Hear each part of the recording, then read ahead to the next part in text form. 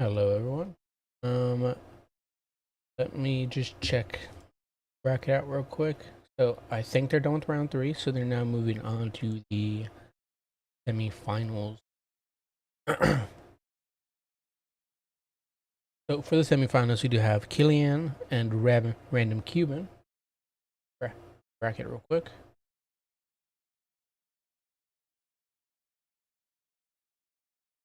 We have Random Cuban up against Killian, up against and Fire Potato up against Soul God. Whichever game we can get into first, we'll hop in. Let me. Bam, bam. Professional streamer. Oh.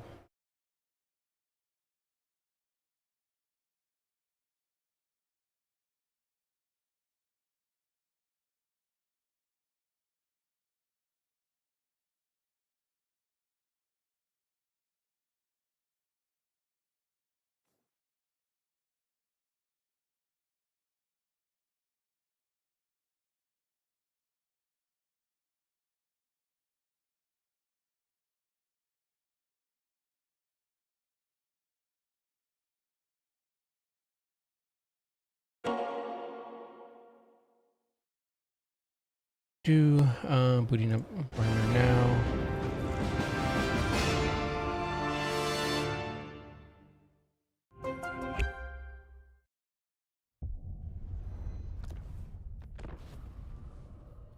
All right. Conquest. Right.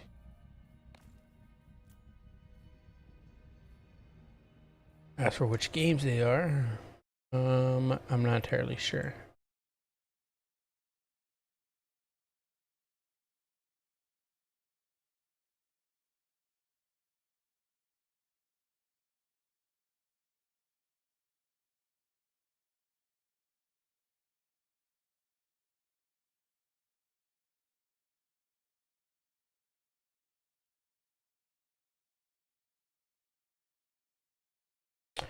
Who's the top of bracket?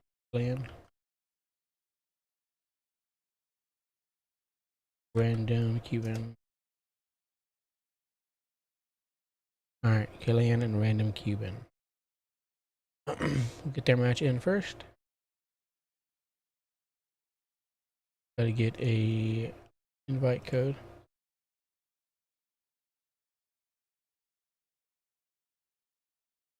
Oh yeah, let me post the channel and all that. You know how it is. Professional. Professional. Okay. Post it in the Discord and Twitch.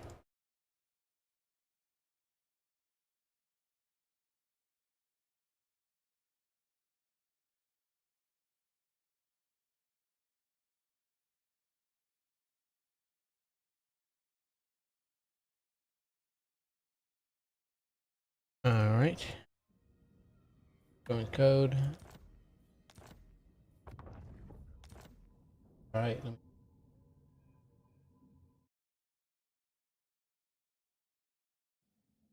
All right. So it seems we have Random Cuban on the Dark Elves up against Killian's Chaos Dwarves. This will be on Conquest, the new game mode by CA. Well, it's not by CA, I guess. They implemented the Land Battle with Capture Point mod from Umai's Gojira, and I think Alfair was the third person who worked on it. I'm not sure. But Umai's in his team, essentially.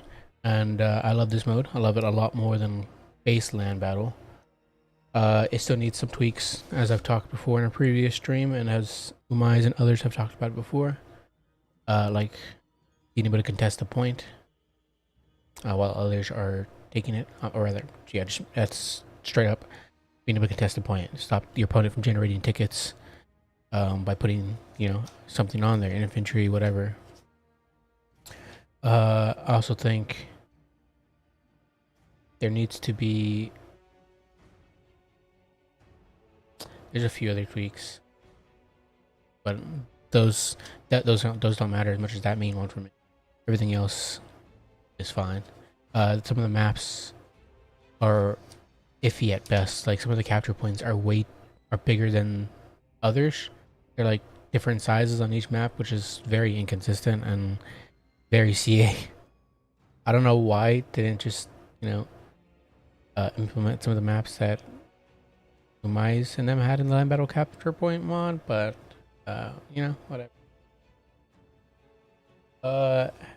Is my throat feeling better? Good question. I'm not sure, cause it's strange. Like I have random coughing fits at random times during the day. Like I just had one before I started the stream, but before that, I didn't have any coughing fits. And then I'm not sure. Yeah, it's just like completely random. So it's definitely better. I can talk and I can speak perfectly fine. God forbid my anxiety lets me. But yeah, just at random times, coughing fits happen, and God, does it make it so frustrating to try to cast or to record videos. But I'm gonna try to start recording videos again this week. We'll see though if I can, because I do really miss casting people's games. It's really fun. I don't know if that sounds sincere or not, but hey guys, Shiryuki, Alex, Estella. You guys are doing well. Hope you guys had some fun matches. Be casting some of your guys' games.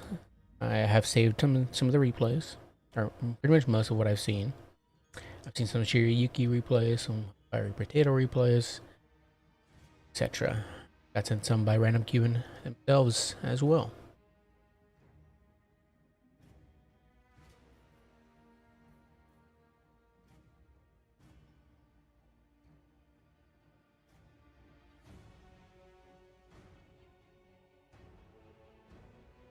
I remembered this time to actually turn on ultra low latency. I really don't like the way YouTube does it. So I much prefer streaming on Twitch, but I know a lot of the Total War community is on YouTube, so I just do both. But I don't like the way YouTube does it, where like you have to make sure to switch it on every single stream. Basically turning on the ultra low latency mode, basically leaving you, less latency between you and the viewer. And I also just don't find the emotes and all that stuff all that great. Like the interface in general for watching live streams on YouTube all that great either. But that matters not. I remember to turn it on this time, is what I'm saying. So hopefully things. Okay. Alright. So we will have Rikarth leading the Dark Elves up against the Sorcerer Prophet of Hashut on the Chaos Dwarves. It'll be a pretty fun match. Hopefully Rikarth is on his dragon, but I imagine he might be on his Manticore. No way he's on his chariot, because his chariot sucks. But I've run him before on a chariot. I used to run him in Dom on a chariot with a master, also on a chariot as well, and just rolled around having fun. Won a match or two like that, but yeah, definitely not the most viable pick, and that was before like Scourge Runner chariots became bad. So we do have Rikarth on his dragon with Beast Slayer, or Slaver, excuse me, with Edge gives him some nice bonus versus large of 16, which is pretty nice. He already has like what, 15? Yeah, so it'll be up to like 31, and then he has more weapon strength increase from that. He also has his Beast Armor of Karandkar, giving him that ward save of 11%. I don't know why 11 specifically. It's just a weird random number. Melee defense of 10, and yeah, pretty decent. Though kind of, I think a lot of his items are pretty expensive. Dark Shards will be the range components for the Dark Elves. We also have some Dread Spears for the front line with some Witch Elves. You see this a lot nowadays. A lot of Witch Elves, Bleak Swords, sometimes Dread Spears. But yeah, but I guess if you're going with Dread Spears, typically you'll see Witch Elves, not Bleak Swords. Nonetheless, Witch Elves are just like fantastic right now. They were fantastic before when they had their Rampage, mechanic, but they're still incredibly good right now. They absolutely mince through most infantry, like most lightly armored infantry, and they do okay into medium armor. Cold One Knights as well for both the cab option on both flanks. Sorceress of Death with Spirit Leech and Fate of Buna. That'll be it, and I think she is on foot. For the Chaos Dwarves, we do have double Beltaurus. The Sorcerer Prophet will have Flames of Asgore, and that's it. Oh, Infernal Engineer, giving him 20 reload skill and missile resistance to himself. Missile resistance is nice. He also has his healing item.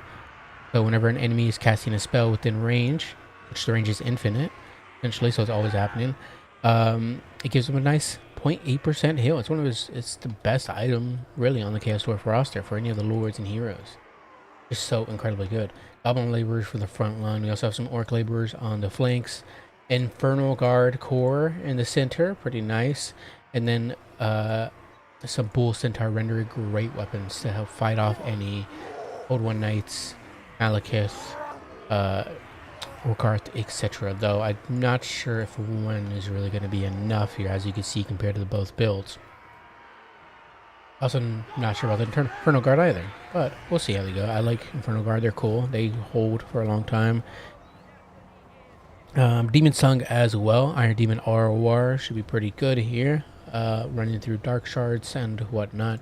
Also have the Demonsmith Sorcerer. I thought it was just a Beltaurus, but it's the Demonsmith Sorcerer with Spirit Leech, Reforge, of course, for that Demon's Tongue. But let's get right into it. Already off the bat, we're gonna get a Spirit Leech on Rikarth, and slowly whittle him down. As you know, when you don't have a Soul Stealer caster for the Dark Elves, obviously your Lord is a bit prone to being taken out or Spirit Leech to death. We also have some Dark Riders in the back line, Vanguarded, that I didn't notice. Demon's Tongue get a nice charge in there on the Dread Spears. Going to go around and get another charge in the rear from those Dread Spears. Spirit Leech and a little bit of combat from both the Beltaurus hero and caster. And you know, whittle Rikarth down a little bit. With the help of the Witch Elves, they should mince through the Orc Laborers and Goblin Laborers on the Chaos Dwarf side. The Dark Shards are shooting in. Beltauruses might be pushing a little too close in. That is a nice breath attack there on the Witch Elves, and also hits the Dread Spears. But yes, the Sorcerer Prophet, the Demonsmith Sorcerer, should not be fighting Rikarth alone. He is an anti-large duelist. You really don't want that fight. Spirit Leech whittling him down though. Witch Elves coming over. They do pop their Witch's Brew, so they're going to be going into the Rampage and absolutely mincing through those Goblin Laborers. Though, obviously, they'll have a struggle against the Infernal Guard. The Sorcerer Prophet kind of gets way too... I don't know what the heck the Sorcerer Prophet is doing here, or what he thinks he's doing here, but he's going to jump down here, try to snipe out the Sorceress for the Dark Elf side, and is now surrounded by Cold One Knights, being hit by Rikarth, and is being shot by the Dark Shards. This is a really bad situation for him, and he's going to start being Spirit Leeched as well by the Sorceress. His leadership, his health is holding up, but his leadership is not. He's down to 17 leadership. This might be a game breaker here for the Chaos Dwarf side. The Demonsmith Sorcerer does jump in there, but not looking great for both sides, or for the Chaos Dwarf side, excuse me. Demon's Tongue is good, but it will not be able to clutch it out if the caster runs away here. Same with the hero. Yeah, both are wavering, and there goes the Death caster routing, and then the caster as well. Not a big fan of the double caster choice there. You're not really going to have the spell, the Winds of Magic, to be constantly casting Spirit Leech and then Flames of Asgore as well. And I mean, I guess if there's an off chance that the opponent brings Blackguard, then that could be good to use, but I just don't think it's worth it. If anything, I'd probably, if you really want to bring a damage dealing Chaos Dwarf spell, I maybe would try the hammer one, but nonetheless, Bull Centaur Renderers are being shot to hell. They're being dragged down by Dread Spears as well as they attempt to fight the Cold War Knights off. And there goes to one of the only anti-large, or the only anti-large piece really that the Chaos Dwarf has, for shutting down those Cold War Knights. And how are the Cold War Knights doing? The Cold War Knights are, this one's pretty damaged, the other one as well, so they're not looking great. Dark Shards still have plenty of ammunition left, and the only one that's relatively hurt is this one. It's going to take a nice volley there from the Demon's Tongue. The hero gets run off once again down to 40 HP, so even if they come back, they are very prone to being killed. They're very most likely going to be killed, excuse me. Sorcerer Prophet taking as Spirit Leech, slowly being whittled down, but again, as the Spirit Leech is cast, he is being healed, so that's a nice trade-off, as you can see from the Chalice of Blood and Darkness. So it is on cooldown actually at the moment. I think he does have a cooldown of 90 seconds. Yeah, it's a pretty long cooldown. Yeah, as you can see, he's already nearing his heal cap, but he's down to 2,000 HP from those Dark Shards. And yeah, this will most likely be going to the Dark Elves. Infernal Guard, I'm not even sure what happened to them, honestly. They probably got run over by the Witch Elves and by the Cold War Knights. But 115 kills here for one of them, 780 value, pretty nice. Sorcerer Prophet jumping in there and trying to shut down the Cold War Knights. Now he's being recharged by Rakarth, and Rakarth is definitely going to probably seal the deal here as the Sorcerer Prophet flees. Witch Elves fleeing as well, Dark Riders coming back. Yeah, there's just too much left now for the Dark Elves, and the Renderers got shut down. So, not much to answer for the Cold War Knight.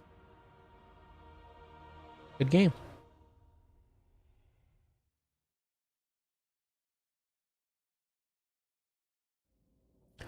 Well played to both players. Again, I don't really like the double caster here. I think it's just better. They're already expensive as it is. And yeah, double Beltaurus, I think in this matchup is not really all that worth it. Though this one did okay, 1476. The main caster did 963. They're just really expensive for you to be bringing two of them. At most, I'd bring the Sorcerer Prophet on his Beltaurus, and then another Beltaurus just singular without the caster on him. But I understand you wanted to bring Reforge for the Demon Train. In that case, I'll just bring him on foot for the Reforge, and that's it. 790 here, 558. Yeah, Infernal Guard didn't really pay for themselves either. 1006 on the Bull Centaur Renderers. Who cares about the slaves? 1988 on Rakarth. Rakarth did great work. Really just had the had free reign to bully the Sorcerer Prophet and the hero with the aid of the Cold War Knights. 46 to 25. Dark Shards status were relatively uncontested that entire game. Unfortunately, they had nothing. Chaos Dwarves had nothing to shut down those Dark Shards, whether it be Wolf Riders, Bull Centaur Renderers, just trains, etc. The train probably could have been running through the back line, is what it should have been doing, rather than aiding the infantry fight. Because the infantry fight didn't matter as much, because your Goblin Laborers are literally just going to run away as soon as they even like get hit for more than 100 damage. Your Orc Laborers don't count as well because they're useless, and then your Infernal Guard are just going to hold. So while they hold, your Demon Tongue can go around to the back line, running over the Dark Shards, etc. But well played. GG's to both players. Alright, let me hop into random Cubans. Or rather, excuse me, Fire Potato and Souls, if they have it up.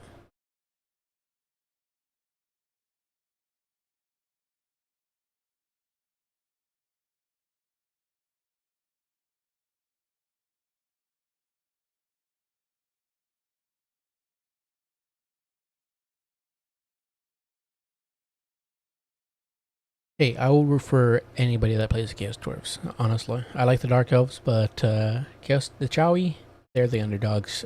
I love them, and some people say they're not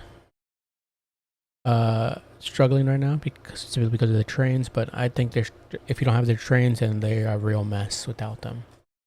Beltauruses are great, though. That is one of your best units in the game, or rather for your entire roster. But also just a really good single entity monster in general for the game. Like it just has really solid animations. It has that blazing body. Okay, breath attack. I wouldn't really even say it's. I'm not even sure if I would even say it's okay. It's like. I'm just glad you don't have to pay for it. That's all I can say. Like it's comparable to Scarbrand's breath attack, and you never pay for Scarbrand's breath attack unless you really just don't have anywhere else to spend that money on.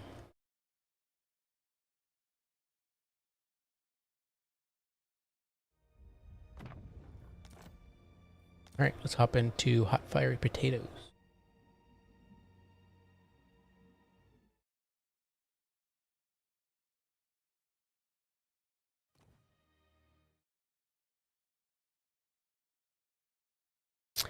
How did your games go today, Alex? Did you play today? This one?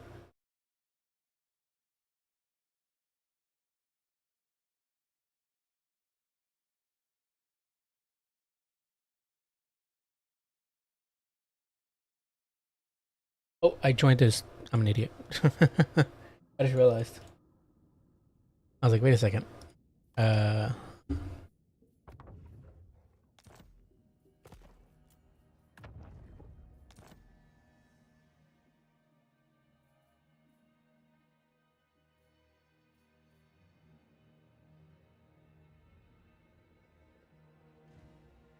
1 win, 2 losses, Coast. Oh, you played Coast again. You played Coast last week, right?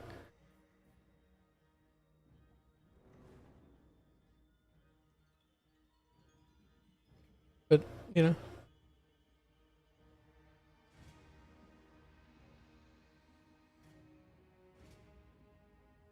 Yeah, yeah, okay, I remember Yenon. Yeah, you played Coast last week, and yeah, I think you went about the same, right? 1-3, or was it 0-3? Was it 2? I can't remember. I remember you had one. I think you won at least one match last week as well. But I mean, good job getting those Coast reps in. They're very hard. Oh yes, I remember. I cast one of your matches. You had, I think, what was it? Luther. I think you had Luther Harkon, and you were up against Tomb Kings as the Vampire Coast, which is pretty tough. I mean, Scream Skull Catapults. I remember. Yeah. I remember now what game. Hey, Pride Gaming. Last week goes 2-2 and got 4. Right, yes. I remember now. So, you didn't make it to top 4 this time. That's fine. Next week is always a possibility. But, I'm really glad you're keeping the Vampire Coast reps in. I love watching Vampire Coast games. Typically, they're kind of one-dimensional. You typically just see crabs, animate hulks, and a whole bunch of pistols, but they're still fun. I think the Coast are like one of the coolest, like thematically factions in the game. I like a good majority of their lords. Cleostra's pretty fun, even on a crab, or rather, especially on her crab. Luther Harkon is great, obviously, or rather, he's cool. Not that great competitively, but yeah, I just like most of their roster. Even Arnessa, even though she's pretty not great.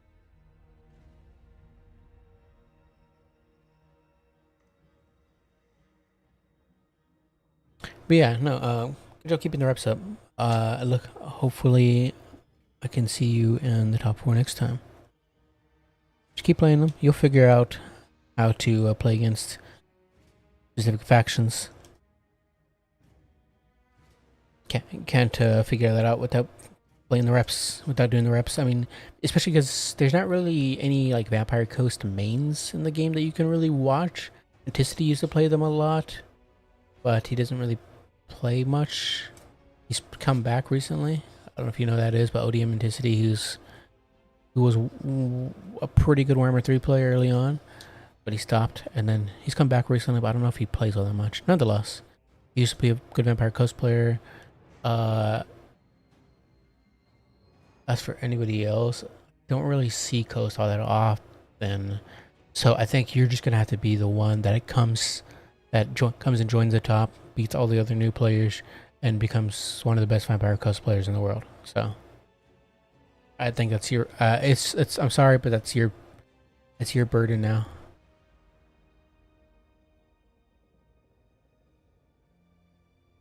We'll better win this after not for. Or are you playing Shiryuki? That you lost to Zinch. How did you lose to the great Zinch? Your ways.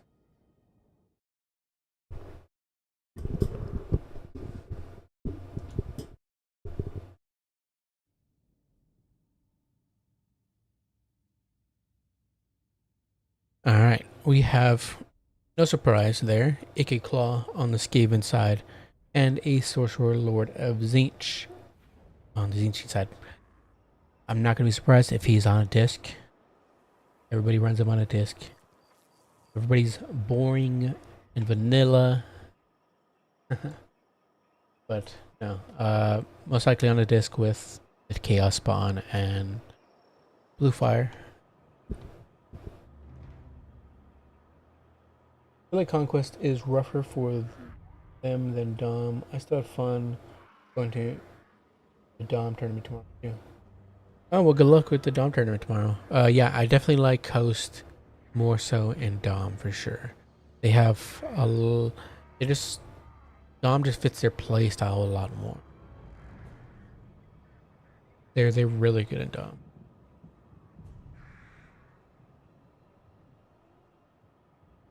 Elvis with my board for 5 seconds, died, and then I didn't do enough to get got 2 wood elves. Oh.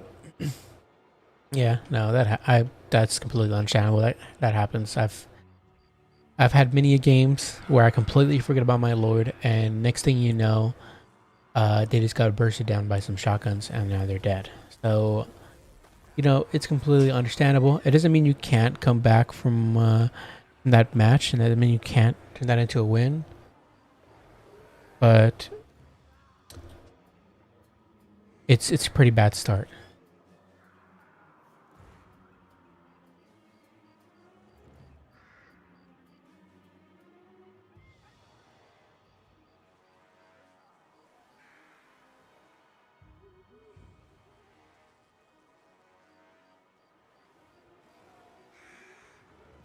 Alright. Sorry about that out of text. Anyways, Ikit Claw on his Doom Will. No surprise there with Unlimited Power, Howling Whoopkill, Lindsay Neuron, and Brass Orb. You know the usual. Rattling guns. Rattling guns, hello. Yeah. Definitely a really good unit. I definitely expect them to pay for sure. Pay for themselves for sure. Yeah, we were sharpshooters, and then we have a whole bunch of rat ogres, and then we have Ikit Sap with lightning cannon ROR. It's pretty good here. We also have a Chaos Sorcerer Lord of Zinch for the Zinchian side, with blue fire, pink fire, and Sword of Change for that Chaos Spawn summon. Pretty good. We also for the front line we have mostly Zangors, no Chaos Warriors or Chaos Marauders of any kind. Blue Horrors as well, 3 of them, plus Pink Horror in the back line. Chaos Furies will be making up the Air Force for the Zinchian side, 4 of them in total. We also have 2 Centaurs of Zinch vanguarded. I didn't notice the Exalted Flamer. Yes, we have an Exalted Flamer as well, which is a pretty cool pick. I do like the Exalted Flamer a lot. And if you can get some nice shots into, say, Storm Vermin, if the opponent brings them, that could do some great work. If not, then they can do decent work into just, like, I think they do okay into SEs from what I remember. I watched Human Boy's video comparing them. No, yeah, comparing them to the other flamers, but I can't recall how I did against the other SEs. Nonetheless, it'll pay for itself. It's a pretty good unit. You just gotta be careful with micro in it. You have decent targets on the Skaven side. Right off the bat, we do have Natty Blue Sharpshooters shooting in at the Zangors, doing some decent work there. Probably start switching those shots onto maybe the Pink Horrors but the Zangors are an okay choice as well.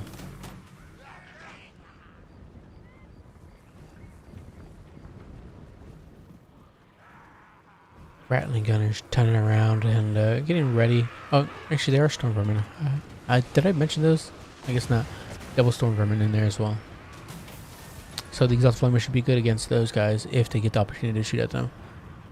And Vulcan tail slashers moving up. Gonna try to get into that engagement, but now they're gonna start getting the shot by the pink fire and blue fire, or blue horrors. Excuse me, taking quite a bit of damage. And then they take a shot from the exalted flamer as well. And my god, are they getting roasted. Those poor roasted rats. The Angors get into that front line there, and Clan Vulcan tail slashers will not be living to see the day much longer, I gotta say. The rattling gun is need to turn around as the Chaos Furies are coming over. Obviously, we have rat ogres to help them out, but rattling gunners are very squishy. They may have 70 armor, but Chaos Furies will munch through their melee defense. Zangors take a rattling gun fire and volley, and they really didn't do a whole lot there. Got some shots on the Zangors as well, but yeah, the rattling guns are going to be shut down. Bit slow of a response there from the Skaven side, and now Chaos Spawn is summoned on top of them, and those rattling gunners are definitely going to be shut down. Natty Booper Sharpshooters being shut down by the Chaos Furies, which is not great. I think most of the range components or the war machines are shut down for the Skaven side, and I think things are looking pretty bad for the Skaven. But the Skaven do still have Mr. Aiken himself, and we all know he is a one-man army. He may be able to turn things around. Things are a bit laggy. It might be my fault. I'm not sure. Sometimes just having a spectator in the game can make things very laggy. But a Howling Warp Kill, or rather a Flensing Ruin, going to be hitting the Chaos Spawn. And just about it, unless the Chaos Furies are in there. Maybe the Chaos Furies are in there. I'm not sure. But Icky Claw's trying to clutch this back. And who knows if he'll be able to do it. We do have the Chaos Sorcerer Lord with the help of the Chaos Furies trying to shut down Ikit Zap, which is continuing to fire in at the Exalted Flamer. And if it is able to shut down the Exalted Flamer before the crew runs away, that could be really clutch there. But they are taking so much damage right now, I don't think it's possible. I don't think they'll get another shot in before they're gone. Pink Fire going to be hitting the Skaven, Storm Vermin, and I think it was an overcasted one, and that's some okay damage there. But yeah, it doesn't unfortunately seem like they're going to get any shots in. Delta Flamer is also actually obstructed at the moment and can't shoot, but Ikit Claw is going to try to shut him down, but not unless the Centaurs have something to say about that. Chaos Fury's coming over, might be able to get a recharge here on the Rat Ogres and send them running home. Kind of Vulcan Tail Slashers being chased off by the Chaos Furies. We have the Natty Booble Sharpshooters coming back. The Chaos Furies had an order that got dropped because I think some of their models are stuck here. Yes, when their models being stuck here means that their unit is constantly being dragged back, even though they're being sent to attack. Their model is like dragging them back to fight the Rat Ogres, which is very unfortunate. But nonetheless, they are now able to continue chasing out the Natty Booba Sharpshooters, and they are completely routed off now. Brass Orb most likely going to be hitting those pink horrors, I believe. Yes, and it's going to do okay work there. Exalted Flamer getting a nasty shot there on the Rat Ogres, doing some, decent work. Flensing Ruin on the Exalted Flamer. I guess I understand wanting to finish it off, but I think this is probably done here. Icky Claw completely surrounded by Centaurs, though he has an incredible amount of mass, so he could easily push through it. But as he's pushing through it, he's taking damage from the Centaurs, so. And by being easily, I mean, as you can see, he's just literally just shoving them. Like, as if they were nothing. As if they weighed nothing, he's just moving them around. Icky Claw just has so much mass on the Duma. But a nasty Exalted Flamer shot there on the Storm Vermin. Absolutely ripping them apart, especially with that little flame vortex that gets summoned now with their shots. Ooh, another nasty shot. Oh, absolutely brutal. Yeah, those Storm Vermin are gone. Freaking roasted. Those guys are not coming back.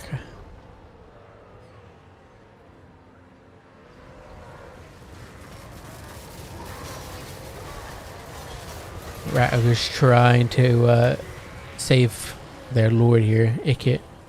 But they have a lot to contend with. They have the Blue Horse, they have the Zangors, they have the Centaurs still up, which are trying to really trying their best here to drag down Ikit. And it's taken them quite a bit. I mean, this is the greatest, smartest rat of all kind, all time. So, I mean, it makes sense, right? Makes sense for him to be so freaking overpowered. Not really, but yeah. Yeah.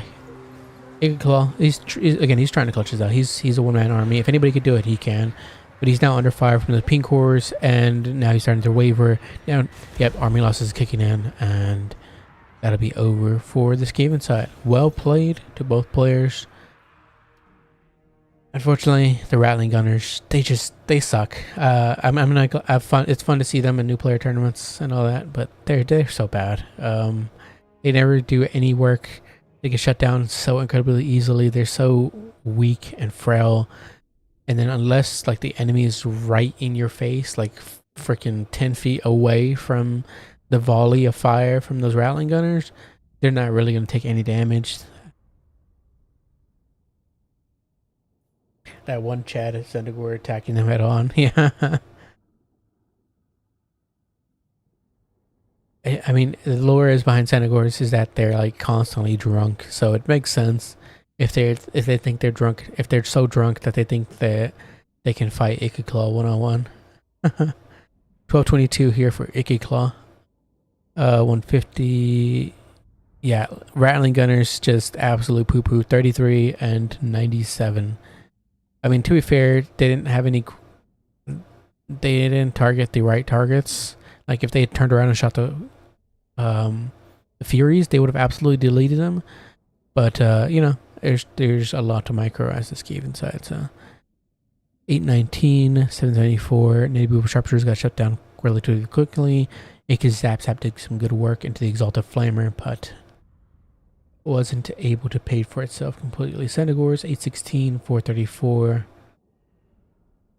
Everything else, Chaos Furies did pretty good here. They're the reasons why the War Machines got shut down. So 540 for the Exalted Flamer. But alright, well played to both players.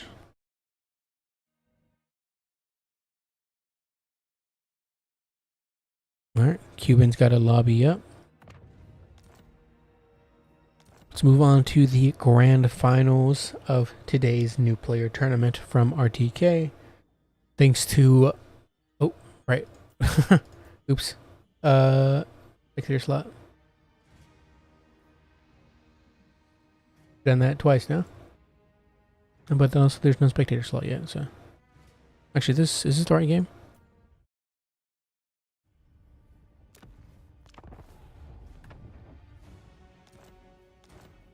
No, that was not the right game. What the heck?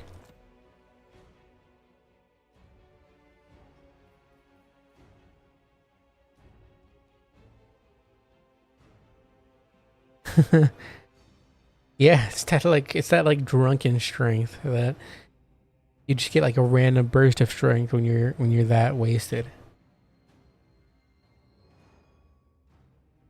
But obviously he had the gene change mutations, so it just made him strong enough to hold back the tide of the doom wheel.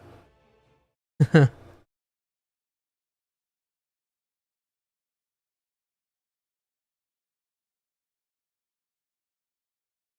you prefer Dom mode or Con mode better?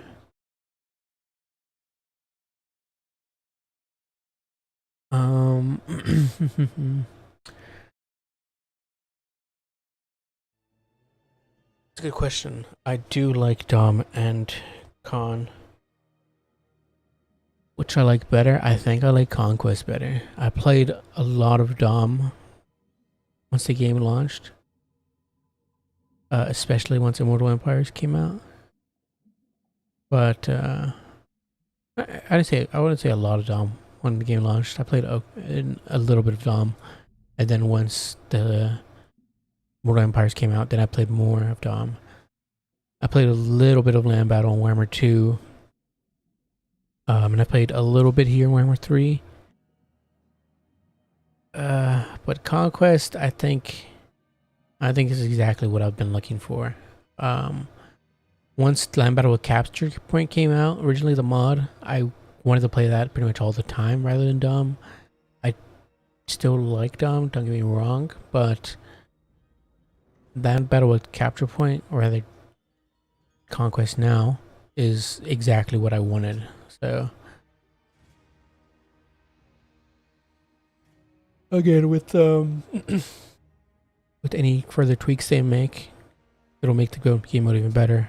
I think it's not perfect right now, but it's exactly the game mode I've always wanted. Don't really care for base land battle with fruit rules.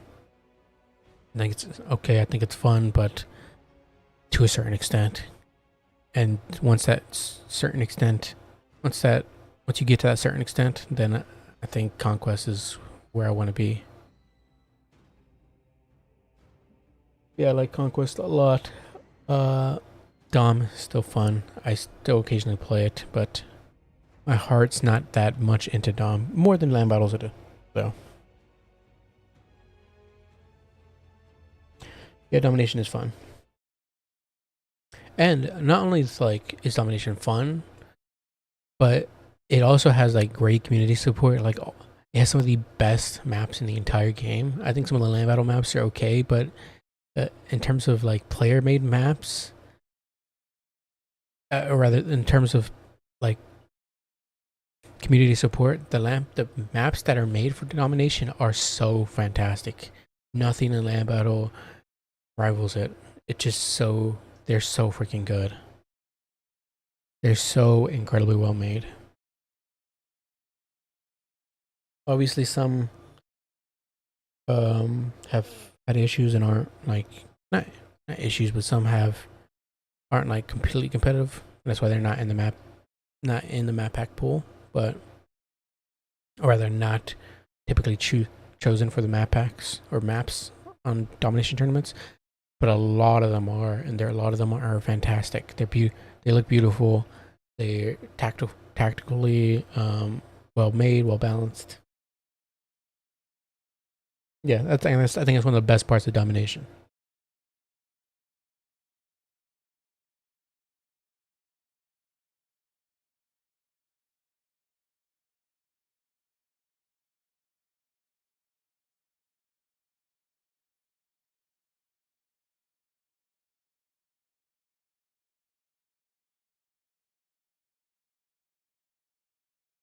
Check these armies real quick.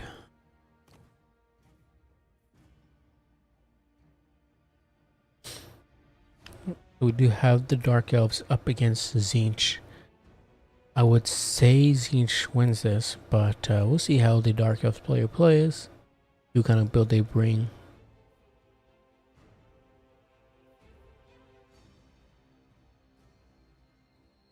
Zinch build seems fine.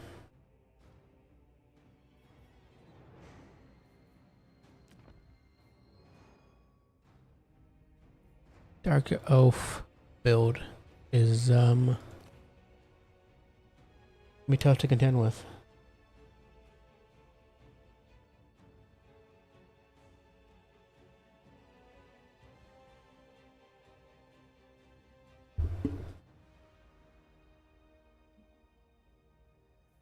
One second.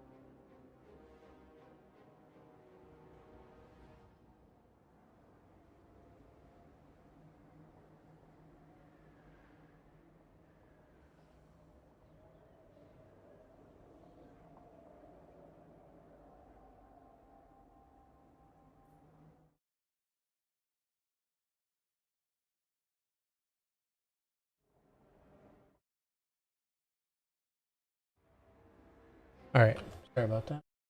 Back. So for the Dark Elf side, we do have look here, Felheart.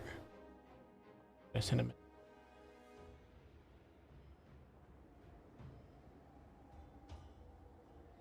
Alright. So we do have a look here, Felheart, the man himself. On foot. Felheart, pretty cool. I do like him on his dragon, but he's pretty okay on foot. He's a nice solid infantry clearing lord, and he's an okay duelist even on foot. Not a lot of AP though. He does have that dreaded duelist for that melee defense and melee attack increase. We also have a sorceress of depth with Spirit Leech, and she will also be on horseback. For the rest of the armies, we do have bleak swords, dread spears, dark shards, witch elves as well. We also have some dark riders on both flanks, along with some cold one knights. For the so just a big old 20 stack. For the Zinchian side, we do have a Chaos Sorcerer Lord of Zinch with blue fire, pink fire, Sword of Change. On disc again, we also have Exalted Hero on disc with Book of Secrets. So tempting to possibly get that feat of Buna with that cast. A random ability. We'll see. Chaos Knights of Zinch, pretty badass. I love the Chaos Knights. They're awesome, so incredibly designed, and do some solid work. Though they will obviously lose, I think, eventually to Cold One Knights. I'm not sure though. I'm not sure 100%. Zangors will be the infantry plus some blue horrors as well. We also have the Sour Guts. Pink horrors are war. They do have that sour discharge ability, so whenever entities die, they explode and they do damage to their attacker. So, you know, you gotta be careful when you're shutting them down with melee units. We have Screamers and Chaos Furies for the Air Force, one being the Shrieking Sky Rays, ROR. They do have that Lamprey's Bite, which can do some solid work into like Dark Shards, etc. Which I think is exactly what they're going to possibly do here. We'll see though. Blue Fire, Blue Horrors, and Pink Horrors shooting in and doing some okay work so far. But the infantry is going to start engaging. The Blue Horrors are pulling back, and the Zangors are jumping in as they'll win that engagement. Chaos Furies jumping in on the Dark Shards. We have the Screamers of Zinch screening out the Cold One Knights, jumping on top of them, and they also get hit with the Book of Secrets, giving them that Fate of Buna, which is pretty nice. Oh my god, that's such clutch. That's so clutch. Absolutely butchering those poor Cold One Knights. So already on this flank, it's going a lot better for the Zinchian side. Then we'll see if things turn around. Shrieking Sky Rays and Chaos Fury trying to find a home at the moment. Dark Shards, I think, most likely take a what is it called? A Lamprey's Bite, and it does some solid work there. I could be wrong, but Blue Horror shooting and Zangors eventually win their fight. But that's what the Witch Elves are here for. And they definitely should have turned around and went on top of the Zangors, but it is what it is. Now they're being charged by the Chaos Knights, which is exactly what they don't want, and they're absolutely being brutalized by those Chaos Knights. Exactly what the Chaos Knights want to be doing. Dark Riders should definitely need to be getting on these Chaos Furies, but the Chaos Furies do get out in time, unfortunately, for the Dark Elf side. The Dark Shards are shooting in, but they need to turn around and begin shooting in back over here into, say, like the Zangors, or you can have them shoot at specifically the Chaos Knights would be a beautiful choice there. Both of these could do some wonderful work, but the Chaos Knights are pushing in. They are going to get screened out by those Dark Riders. We actually have a Chaos Spawn summoned in on top of those Dark Shards, which is not great. It's going to be shutting them down, stopping them from shooting. But Cold One Knights are coming over to try to support them. The issue is, will they rout before it happens? I think they will rout, especially with the Exalted Hero coming over. And yeah, the Dark Shards are routed off. Exalted Hero trying to chase down the Supreme Sorceress, or rather the Sorceress. A blue fire, or rather a pink fire, hitting this blob of infantry here from the Dark Elf side, and absolutely doing great work. Freaking Sky Rays trying to find a home once again. We have an army ability hitting that Sorceress of Death, doing some solid work there. But as long as the Dark Elf player keeps them out of the range of that Exalted Hero, she should be fine. But overall balance of power is looking to be in favor of the Zinchian side, and I completely understand that, as the Dark Shards have been completely shut down for the Dark Elf side. They do have some remnants coming back, this one coming back with 51 models This one with 40. So they still have some damage potential. But if each player is able to send the Chaos Knights over, and they should eventually, they should be able to shut down those Dark Shards completely. And same with the Chaos Furies. If they get on top of those Dark Shards, they should completely shut them out. But yeah, the point is captured by Tzeentch. Points are racking up already. Rather, tickets, I should say. The 40 tickets so far. Not a whole lot yet. But Chaos Knights pushing through, absolutely just running over those poor Bleak Swords. Witch Elves are finally, or rather, the Dread Spears are finally routing. Witch Elves will eventually lose that most likely with the amount of HP and models they have, only 26, even against Blue Horrors. Altair continuing to chase after the Sorceress, constantly stressing the Dark Elf player's micro, which is pretty unfortunate. Lokir is trying to grind it out here with the Zangors. You know, he'll be a force to contend with late game, but he's not going to be the game winner. He's not going to be able to clutch it out against a massive Tzeentchian army.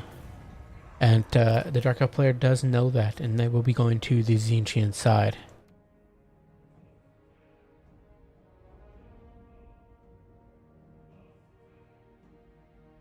But a good scrap to both players. Well played. Well played to everyone in today's tournament. 420 here on Lokir.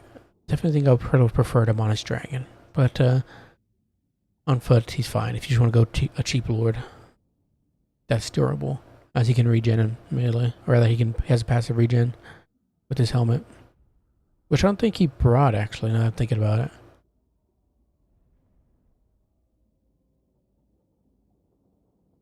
Dark Shards did okay, 341, 252, 34. Yeah, Tzeentchian side just traded up in value so well. Zangors did great. Well played, bringing back those Blue Horrors and sending the Zangors in instead, because the Zangors would definitely win those fights any day against Bleak Swords and Dread Spears. But I think the Witch Elves should have been... So once they saw the Zangors were coming in, pull back your Bleak Swords and Dread Spears, send in the Witch Elves. Or you could keep the Dread Spears there, send in your Witch Elves to aid in on that fight. Dishes out.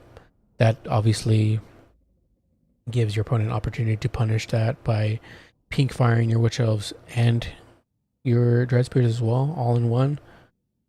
But it's still worth it, probably.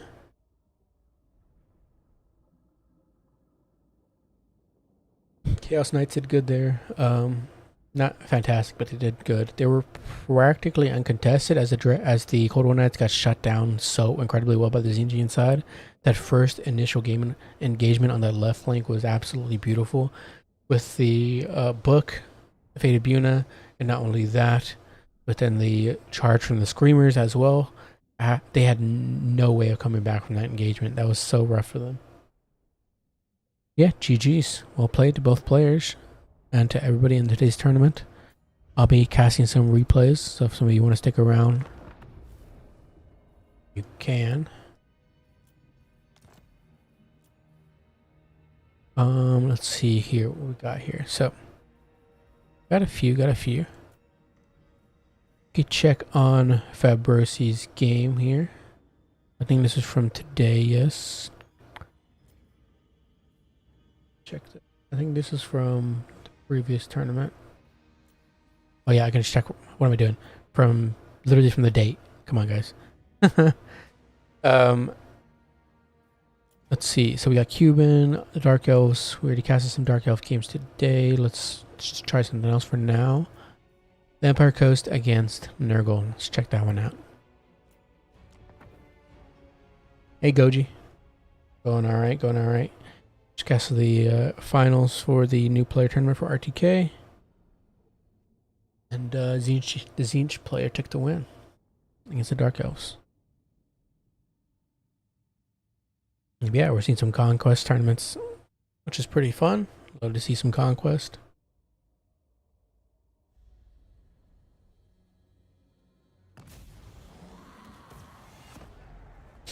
Alright, so Fabrosi is on the Vampire Coast, the Chad Vampire Coast player, bringing Count Noctilus with Melkos, Invocation, Moondial, and then Wraithstorm, plus Curse of Undeath, and Arcane Conduit. For the rest of the army, we do have deckhand mobs for the front line. We have some hand cannons as well. A lot of hand cannons, in fact, 4 of them. My god. We also have some pistols on both flanks with the Lampree's Revenge, Rod of Promethean ROR, Bloody Reaver Death Guard. This is the second time I've seen Fabrici bring them. Let's see how they do this time. I do like them a lot. They're just very risky as against certain factions. Here, I think they could be pretty good here. Salt Lord Scuttlers, the deck dropper bombers ROR. They do have that armor sundering on their missiles, on their bombs, so that's pretty nice. And they do have Flaming, which Flaming is always good against Nurgle, as they have a lot of healing. So I could see some good utility out of these guys. It's just gotta be careful with the Chaos Spheres. Chaos Spheres will obviously shut them down very quickly. They'll absolutely butcher them in melee. And not even like the deck droppers have that different of melee stats. It's just like, I mean, melee attack wise they do plus 12 for the Chaos Furies, but melee defense wise they have relatively the same. It's just that melee attack difference is incredible. But we have some more depth guard as well, and that'll be it. We have some regular bombers, two regular bombers, and yeah. For the Nurgle side, we do have a, I believe, Chaos Sorcerer. Yeah, Chaos Sorcerer of Nurgle with Stream of Corruption, Miasma, Fleshy Abundance, and then his 2 debuffs, Paragon of Decay, that base weapon damage decrease, and then he has, I know, I thought he had 2 debuffs, but it's just the one. He has Crown of Everlasting Conquest for that passive heal as well. Exalted Hero with Helm of Many Eyes for that melee defense of plus 54, which is insane. And then Festering Shroud for that 10% missile resist. For the front line, we have Marauders, and then another hero. We have Cultist with Gate of Nurgle, and then he does have Warrior Bane, and then Icon of Eternal Virulence. Pretty much have everything for all 3 Lord and Heroes. It's a lot of stuff to be bringing. Chaos Furies will be up in the air, 3 of them. We have a whole mass vanguard of Nurglings, one being the Frolickers Bubonic, and then 2 more on the right-hand flank. To be fair, I mean, Nurglings, I think, will beat out deckhand mobs eventually, but yeah, absolutely butchered by anything else like Depth Guard. But yeah, I mean, mostly, obviously, their job is to shut down any ranged components from the Vampire Coast. Yeah, very expensive core you got here on the Lord and the 2 heroes. I'm not sure if that's worth it at all. But I mean, cool, I guess. And cannon shooting in there into the Marauders, but they do have those bronze shields, so they're getting quite a bit of that damage. Good enough builds here. I'd expect the Vampire Coast player to win here. But we'll see. Pistols now being shut down by the Nurglings. These Nurglings will feast, and they will continue to go around and get on top of the hand cannons as well and feast on those too. Bombers trying to find a home at the moment. The Chosen, I didn't even know it's a freaking Chosen of Nurgle. I was like, where did all the money go aside from the Hero Core? Yeah, we do have a single unit of Chosen, which are being held back at the moment. Which is pretty freaking awesome though, unit of Chosen. Even with that armor sundering, it only brings them down to 90 armor. They still have a base armor of 120. Beautiful bombing run for hitting those Marauders, but also hitting the deckhand mobs as well. So what are these Salt Lord Scuttlers? The Salt Lord Scuttlers are being absolutely shut down by the Chaos Furies, which is what I predicted. I mean, how are they supposed to save them? How are they supposed to be saved from the Chaos Furies? I mean, at best, your best bet is probably just to bring them down, land them, so the hand cannons can shoot at them, but yeah, unfortunately it's too late for the Salt Lord Scuttlers, as they are now gone, have been crumbled to death. But we still have 2 up, at least. Another Stream of Corruption hitting that hand cannon, and doing some solid work there. Chaos Sorcerer Lord of Nurgle is also rear-charging them to start putting them into crumbling status. The Chaos Lord of Nurgle is taking a lot of damage. I'm not sure why. Where did he take that damage? Oh, I think it was from the hand cannon. My god, if they shoot him again...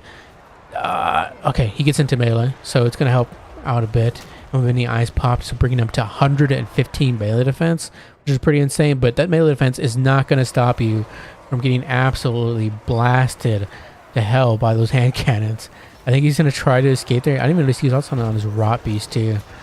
But I think he might get away there. I don't think the hand cannon player notices, or rather the Vampire Coast player notices how much damage they did. Otherwise, they could have finished him off. Bloody Reaver Depth Guard getting into that fight there. Going to absolutely butcher through those Nurglings. Try to save that pistol mob. Lamprey's Revenge doing beautiful work there. Pretty much uncontested. Really, there's nothing to shut them down. Aside from the main hero core. Chosen are getting into the fight there, and they will absolutely mince through everything here aside from the Bloody Reaver Depth Guard. How the Depth Guard doing, by the way? They're fighting. I think they'll beat Plague Bearers, as they do have that anti-infantry plus that armor. Of course, and Frenzy as well. Not only that, as if I hadn't already mentioned enough as it is, they do have the Hunger. They're going to be healing in melee as well.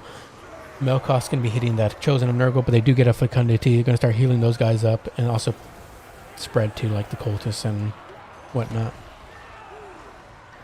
But those Plague Bearers do end up disintegrating as their summon has expired. Nurglings come to feast once more and shut down those hand cannons. A heal going to be going down. Fleshy Abundance overcasted, hitting all three of these Lords and Heroes. Plus the Chaos Furies, I think. No, not the Chaos Furies. But the Chaos Furies do end up shutting down those deck bombers. And that's going to be a big issue. There's not a lot left in terms of ranged for the Vampire Coast. Balance of power is looking relatively even for both sides. Though it's a pretty good scrap. We do have the hand cannons back up. The Nurglings were feasting on them, but the deckhand mobs are now have screened them out and are giving them an opportunity to shoot against. But even after getting their volley off, they might be finished off by the Chaos Furies.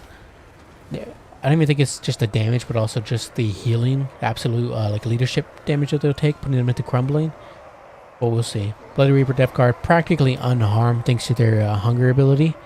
So they've been healing this entire time. They've just been mulching through Marauders. So pretty much in peak shape at the moment, aside from the fact that they are absolutely tired, exhausted in fact. I'd probably give them a break so they can go back, their vigor can go back up, but you know, it's fine. It's not a huge deal. But they're coming over. There's eventually, I think obviously that's where the Nurgle player will start to struggle, is they don't have a lot to shut down the Bloody Reaver Depth Guard. I mean, the 3 hero core is okay, but 2 of them are mounted. And obviously, Bloody Reaper Depth Guard do have that Boner versus Large and the Hunger, so it's going to be hard to take them down. A Melkoth hitting those Marauders, going to finish those guys off possibly. I don't even think they're going to make it to the fight before they rout off. So we'll see. Deckhand mob summon coming in. Balance of power switching over to the Nurgle a little bit there. Interesting. I mean, I guess the Riding Prometheans are taking quite a bit of damage, down to 8 models. Definitely in desperate need of an invocation, but I'm not sure if they're going to get one with all the Melkoths and whatnot being casted out. Yeah, Lamprey's Revenge, if they can get a clutch invocation coming in there, they need to pull out there and probably get some of their vigor back. Their leadership can come back too.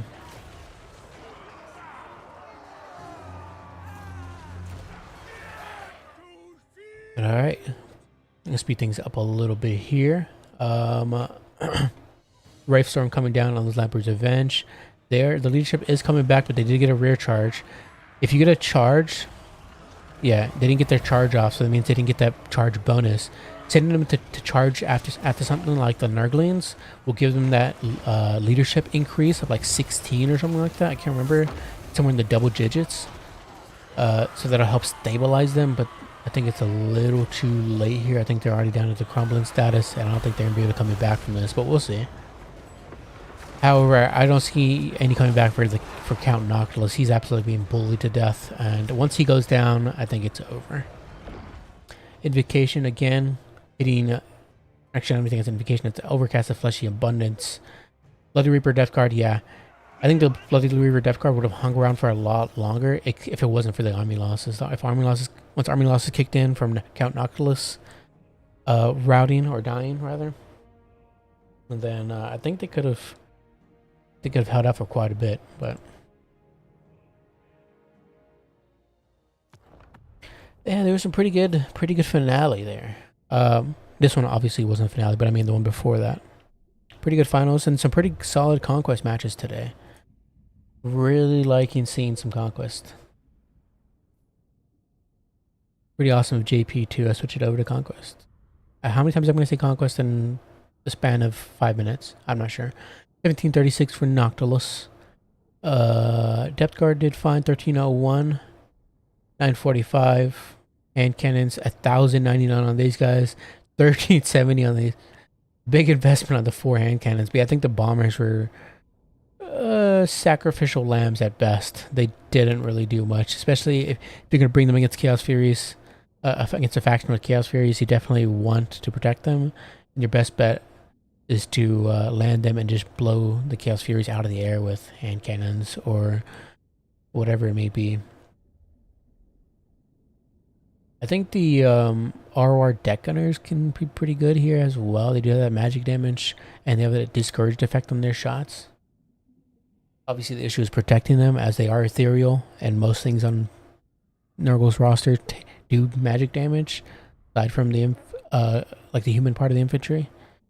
So they're hard to protect, but I think it's worth it to try to shut down any Chaos Furies with them. I'm not sure though. 903, 1469, 839 here, 2521. The Chosen of Nurgle, the Chads of Nurgle. Look at these guys. Absolutely taking everything on the Coast roster and shoving them in a bag and just throwing them in the trash.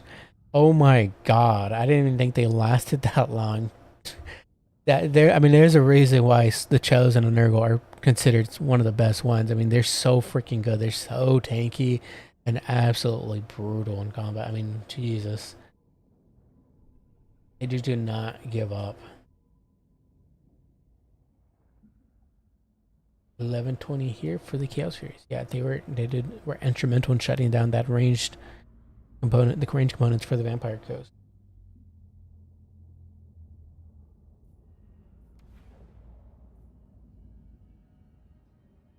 Yeah, definitely wouldn't probably bring shooting bats, but you know, new player tournament, gotta bring the fun stuff, gotta try stuff out. Otherwise, how else are you going to know? But yeah, my god, that like hero, that three core right there is just so expensive. Double rot beast, and then they pretty much bought every item aside from every spell on the Sorcerer Lord. Jeez, I mean, my god, what a fun army. I think I casted this. No, I didn't cast this one yet. That's a double caster. You do a village. I do like a village game up against Wood Elves, and then we have triple Chosen of Corn. Okay, obviously AC to always come in with the freaking fun builds. No surprise. But then we also have a Forest Dragon for the Wood Elves. I think I love both of these builds. Village, my favorite lord for the Zinchian side. I wish he would get Arcane Conduit, but it matters not. He's just cool enough as it is. And then we have triple Chosen plus double Chaos Knights with lances. What is this freaking build? With the Swords of Chaos. This is a Chad build right here. Oh my god. Blue fire, pink fire, and then clean magic. Gonna be trying to taking some of that power recharge from your opponent. But yeah, he also has that Twisted Twin, giving that spell mastery and then melee attack buffs. Whenever he's casting spells. I think it's whenever he casts spells, right? Yeah. And whenever he's in melee too. So what's the max on it? It goes up to 30%. And then plus 10 for melee attack and melee defense. So, you know, decent. But yeah, I like Village a lot. He's just such a cool character design wise, and he's fun. I like him a lot. Marauders for the front line. Then we have triple freaking Chosen, ladies and gentlemen. Like, what is this? This is freaking awesome. Swords of Chaos as well. Don't really love these guys. They kind of just never really perform in my eyes. But they are cool, don't get me wrong. And they have some pretty nice stats. 5261 immune attacks, and then some solid AP of 56. Not only that, but they also have Guardian. So, you know, if a Lord of Heroes around, like Archeon, etc., give them that passive physical resistance. And then they have Apocalyptic Charge, which I assume this is an active ability, so I'm assuming you have to toggle it on. I don't even remember them having this. If you toggle it on, it gives them 20% charge bonus and charge speed, which is pretty nice. You pop that whenever you're about to charge. Chaos Knights with lances on the right hand flank, but heavy on the lance variant there. Chaos Warhounds as well. A pretty cool build. For the Wood Elf side, we do have an Ancient Treeman with, I think, let me see, what was that? Awakening of the Wood, Earthblood. Just have that Ancient Protector ability, which comes with all Treemen, which I like a lot against demon factions. Call of the Woods for that +5 melee attack buff, which is pretty nice. And then Life Bloom. For the rest of the army, we have Wildwood Rangers. What is this match? What is this? Wildwood Rangers typically are pretty, not trash, but they aren't really worth taking a majority of the time. I want to say trash, but I'm just going to say not good. They cost... They don't really feel like a roster. They don't really feel like a niche. You have anti-infantry, infantry options, and you don't really need the AP because you have other AP options. They just don't really fill the niche on the Wood Elf side at all. They don't really have a role to fill. They also have Guardians of the Wildwood, but they have to be in a forest. So, you know, where does that even come into play? Pretty much never. But they do have those cool glaives, which I love. I love those glaives a lot. They're so freaking awesome. But yeah, nice breath attack from that Forest Dragon, by the way. Gotta mention that on the Chosen. Pretty nice work. Yeah, a Forest Dragon, which is cool. You never see a single really standalone Forest Dragon. So cool to see that. Pretty decent combatant, 51-38 and solid AP. And then we do have the Firebark Elder, Treekin ROR. Glade Guard with Starfire Shafts.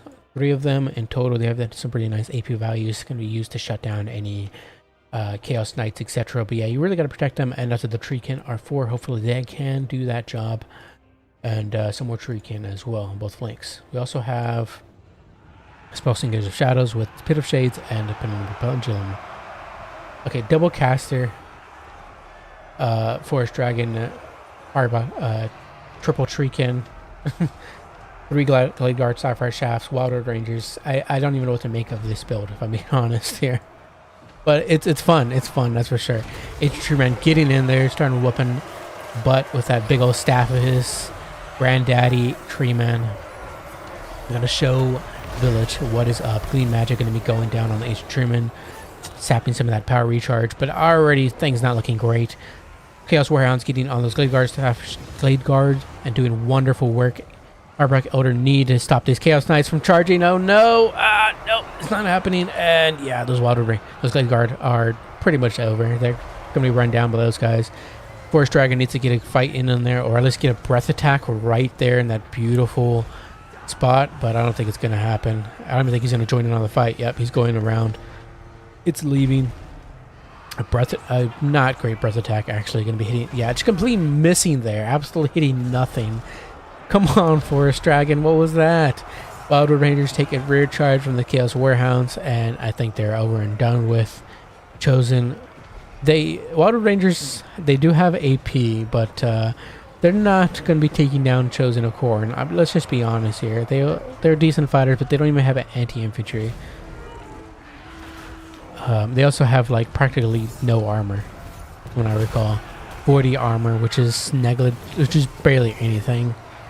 So the Chosen, who don't have great AP, they have decent AP actually. They have 13, but even with like their 13 AP, they don't really need it. So they will absolutely win that fight any day. Yeah, I love the Wood Elf build here, but definitely not the winner's build for sure.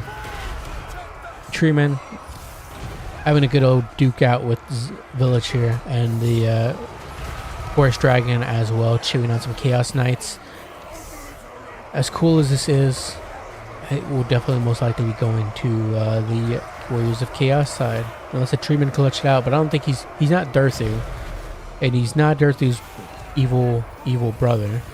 So, or is Kodale his? I can't remember. Is Kodale his brother, or is he like cousin or something? I don't know. But I'm going to speed things up here a little bit. A nice breath attack there, hitting this Chosen of Core. And we do have another charge in from the Forest Dragon. Maybe things turn around here as the Forest Dragon starts sniping out Village. Village, he's not enjoying this fight there, but he does have the Chosen of Core helping out there. And with Marauders. Chosen are so incredibly loud. But yeah, Forest Dragon munching on Village there. Will he be able to snipe him out? I don't think he will. Swords of Chaos do join in on the fight there. And Village is not a terrible fighter. 60-60 is you're not going to be sniped out easily. But does get terror routed. Nice. Pretty good catch there from the Widow's side.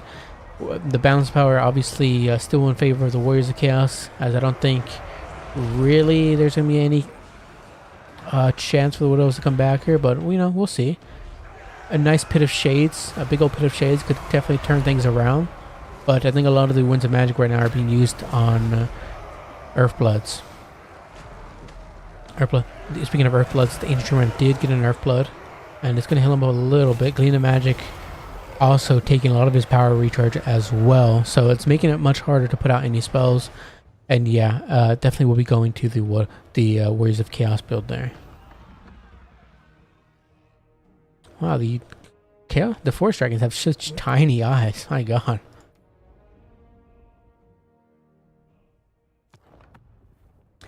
Yeah, Pride, I can't say anything about your build. Your build is fun. It's awesome. I love it. Well played. It's just the Chosen of Corn will beat down anything on the Wood Elf roster, really. I think the sisters, what are they called? Blade Singers? Might be able to win it out. Somebody could correct me on that if they've seen that fight. But the Chosen will absolutely brutalize the Wildwood Rangers despite their AP values. But yeah, the Tradesman is great here. The Spellsinger. I'm not even sure I'd bring a Spellsinger with the Ancient Treeman. I'd probably just bring the Ancient Treeman.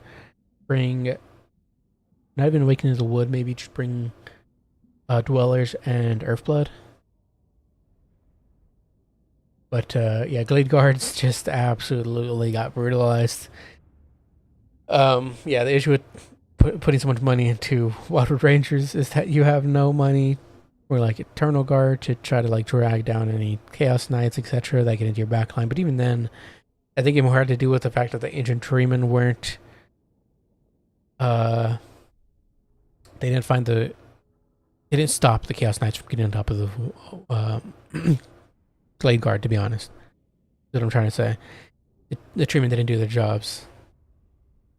And there were some opportunities for one Dwellers Below. If you had brought it, it would have done some fantastic work into those Chaos Knights. And even if you used a Pit of Shades there, it would have been fantastic too. But nonetheless, yeah, the treatment just kind of let their Glade Guard family down. The trees got knocked. 1574 there for the Forest Dragon. I like the Forest Dragon pick as well. The Forest Dragon pick is so cool.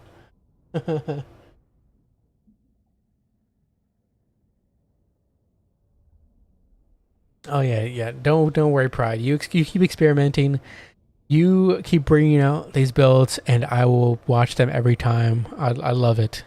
To be fair, Hayseed also brought a pretty unorthodox build. Triple Chosen, it was not what you typically see. But they did wonders here.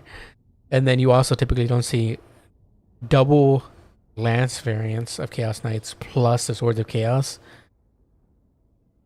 And so, you know, again, unorthodox build, kind of hard to predict an unorthodox opponent. So, you know, give yourself some credit there. But yeah, super fun builds from both players. Hayseed seems to always bring the fun stuff. 1312 here on the Chosen. 1066, 732. Yeah, hell yeah. 926, 1704 on these babies. Oh my god, just brutal work shutting down those Glade Guard. 1634 on the Swords of Chaos. See, every time I like talk about a unit in a match, it always bites me in the butt because they always turn around and just show me up and get so much value from fighting, or like typically pay for themselves. I don't know if they pay for themselves though. I don't remember how much the Swords of Chaos are. I think they're expensive, like 1600 maybe.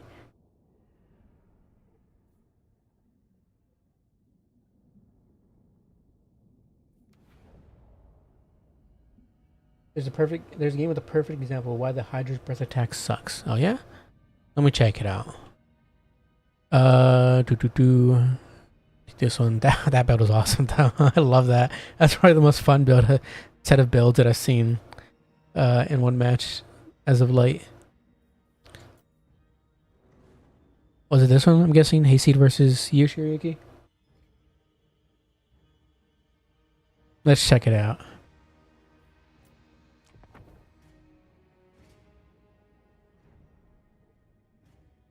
I played against Nest Anon as well with a fun build. It was crazy at the start of the game.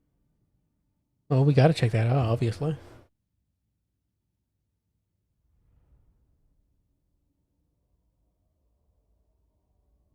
But already, right off the bat, we are seeing some fun builds again. With Hayseed bringing in Olek and the Dragon Ogre ROR. We have Kolek here with Lord of the Storm, Tempest Rage, and Star Crusher. Just basically a bunch of melee stat increases, weapon strength increases, etc. You know how it is. Marauders for the front line, and we have once again brought Chosen. Triple Chosen once again. Just I don't know if this is a staple in all of Hayseed's builds today, but yeah, I do not mind seeing Triple Chosen, double in a day. Summoners of Rage, Dragon, Ogre, ROR. I'm not sure if you can hear my dogs, but this is the life of having a Chihuahua. They bark at literally every sound to ever be made. You could drop a penny somewhere 1,000 yards away, and they would hear it and start barking their lungs out. Summoners of Rage, Dragon, Ogre, ROR. They do have that Chain Lightning Bound spell, which is okay at best. They were pretty good in Warhammer 2, pretty much a staple in most Warriors of Chaos builds. But in here, in Warhammer 3, they haven't seen that much of use, but they're starting to see a comeback. They have pretty cool models. They have like these big freaking maces and then those gigantic great axes. And not only that, they just look awesome. You get that blue skin on them. But for the sorcerer, we do have a sorcerer of Slaanesh with Blissful Rapture, giving them that melee stat increase and leadership, I think, yeah. Whenever you're casting. Mystical Frenzy, and then Pavane. Mystical Frenzy going to be buffing up any units like Chosen. Supreme Sorceress will be the Lord for the Dark Elves, Soul Stealer, Opal Amulet, and Arcane Conduit. She's on her Black Dragon as well, of course. Dread Spears with Witch Elf combo.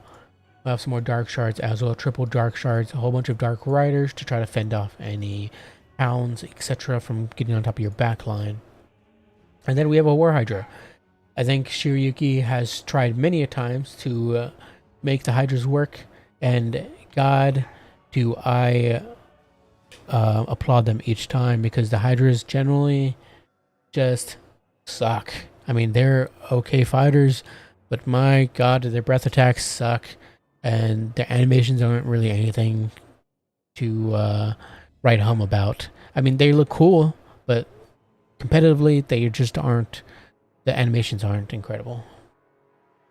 Oh, we also missed some Chaos Warhounds in the backline.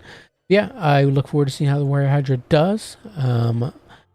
They do have another take its place, so at least if they take a lot of damage, they can, heal back up.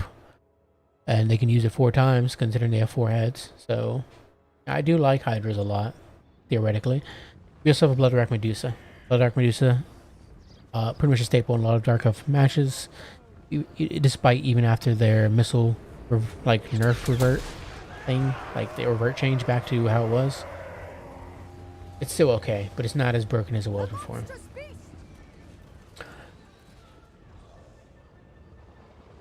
Right off the bat, we're going to get a Lord of the Storm, possibly hitting these Dark Shards, and yeah, dodging a little too late, and ouch, that hurts. Losing quite a few models there. Yeah, it's fine. Just turn around, get those guys up and shooting again. Shoot at Kolek if you must, because Kolek has no healing. So any damage done to him is going to be done. You're not coming back from it. So got to punish him for any choices he decides to make. Chosen taking quite a bit of damage from that Blood Archer Medusa. She's getting some wonderful side shots in there, absolutely brutalizing them.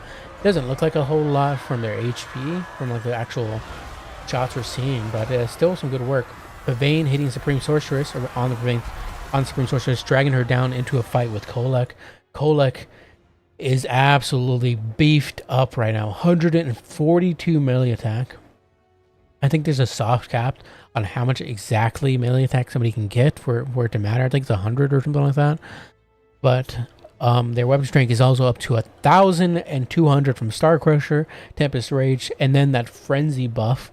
So he is an absolute world beater right now. And yeah, he's going to be trying to fight the Hydra and Supreme Sorceress. If he can actually attack, please attacks Kolek. There we go. He actually attacks, but a lot of his buffs are worn off at that point. And come on, Kolek, that was a bad showing there. Just, you're embarrassing us.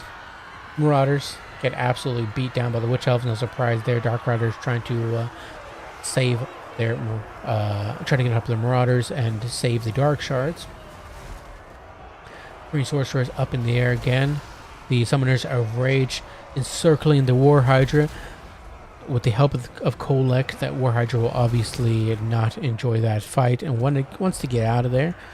Chosen Accord over chasing the Dread Spears, but that's good for the Dark Elf side. You want them far away from your infantry engagement. War Hydra definitely needs to get out of there.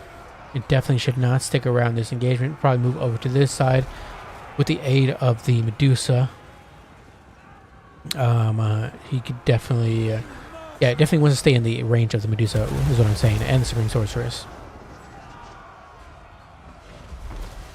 Another Lord of the Storm hitting the Dark Shards, doing some wonderful work. The War Hydra is fighting back with Kolek, but again, it is surrounded completely by the Summoners of Rage.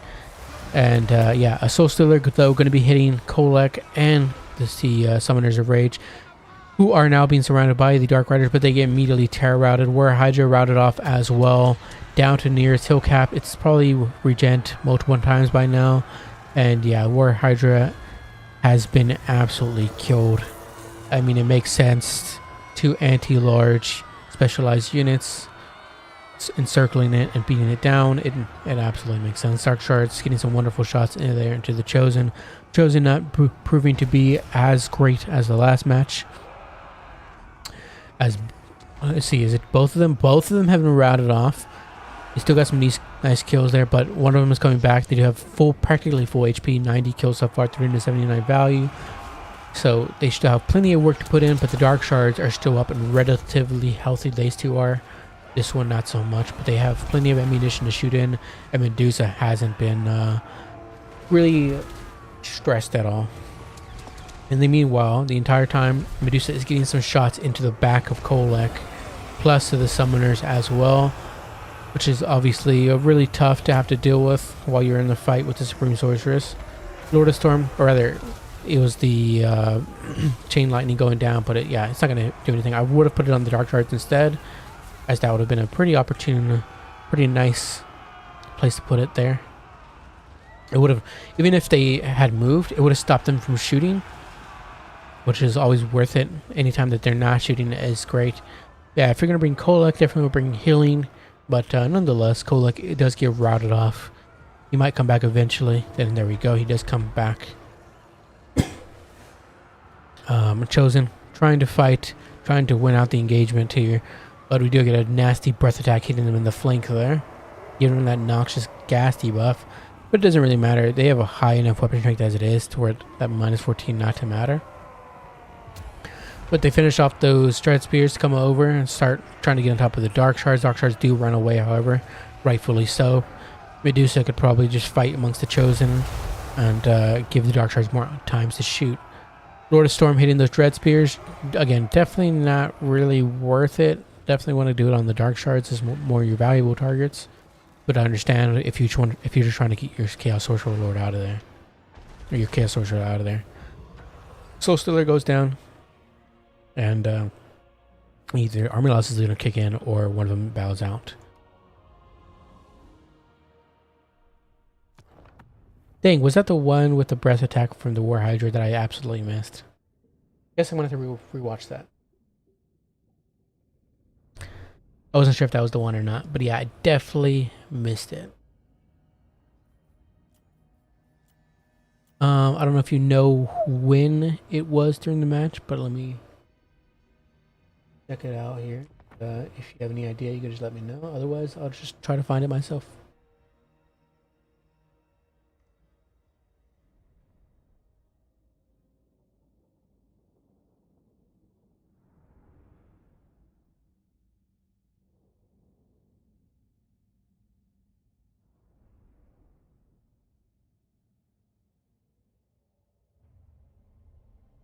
But nonetheless, well played, Yuki. Forgot to say that. Well played to both of you.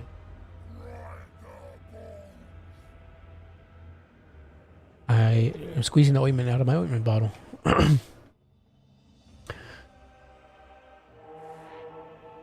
Let's see the War Hydra.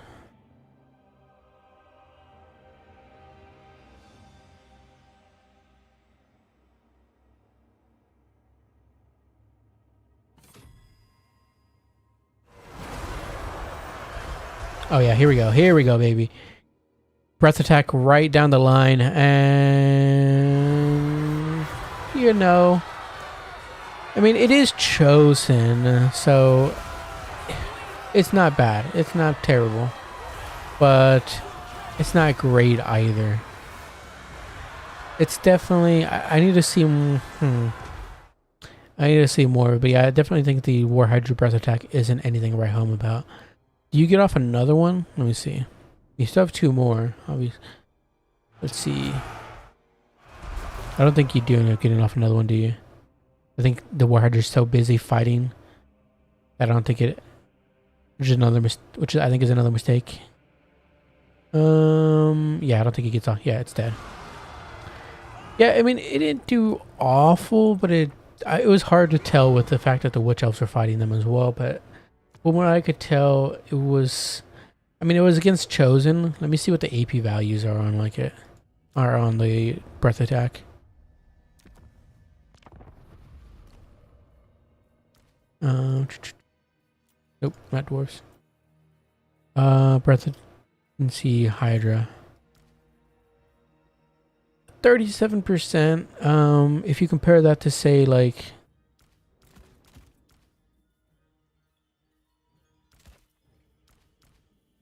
a Black Dragon, so the range damage on it is 109.51, 109.51, 29.29, 86.56.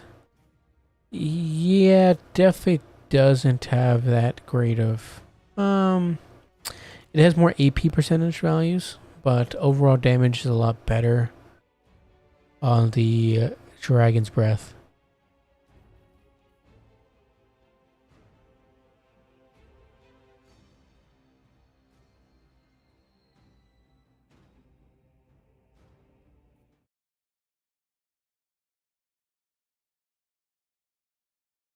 This is the start intro chosen right before the cast here. Grant Rampage for the first time. Try to be as fun as possible, not really give my opponent the win, but I'm still learning how to play most of the game. So hopefully in the future I can give up. Yeah, I get what that's exactly my pretty much the way I play is I like to have as much fun as possible. I always try to bring fun builds. I don't like playing sweaty at all, but I also don't like to give my opponent a free win because at the same time I don't really like losing, which is, you know, an unfortunate combination with wanting to be a fun player. So, I mean, a really good player can make any really bad unit work, but a really bad unit can really drag down your chances of winning. Yeah, no, I completely understand the struggle. Let me just check something out real quick. I don't know why I brought that. Uh, let's see. Um, let's see the high elves real quick. So say if I bring an archmage, blah blah. But I don't know how people do that. How content creators do the what is it called, sandbox mode? But for now, I'm just gonna do this. So say I put a silver guard. I bring a Dread Spear, which theoretically shouldn't do much damage to a silver guard, right? So let's see a lineup here. Maybe I can get a lineup from shot from the War Hydra, see how well it does.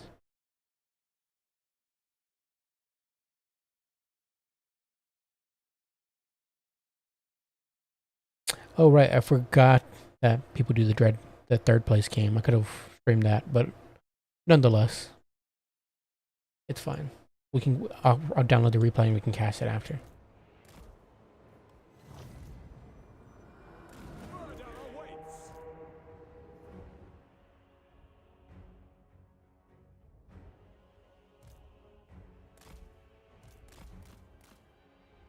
No AI.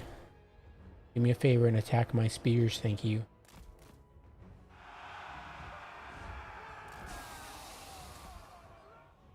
I don't know why the Archmage is joining the fight, but whatever.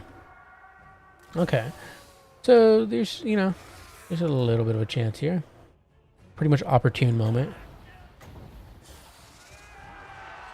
Let's see what they're at right now. So, right now, 7903. Obviously, this doesn't account for any damage that the Dread Spears do, even though it should be pretty minimal. So, 7903.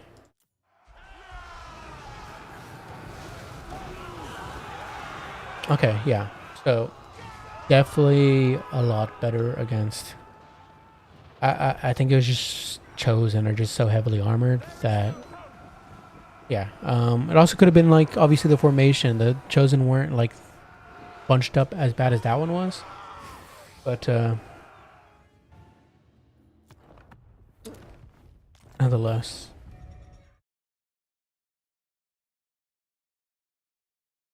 In map setup, difficulty setting to sandbox.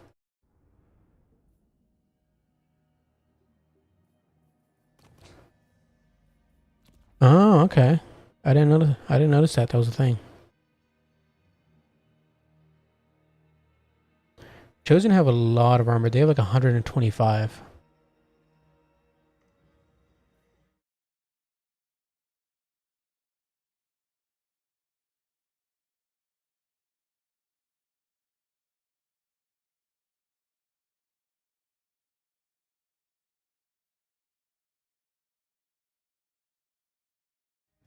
Yeah, let me check real quick.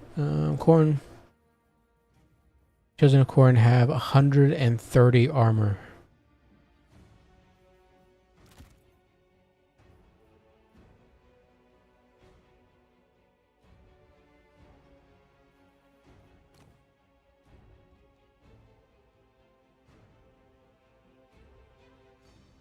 Let's see. Let's try it out one more time against like the Chosen.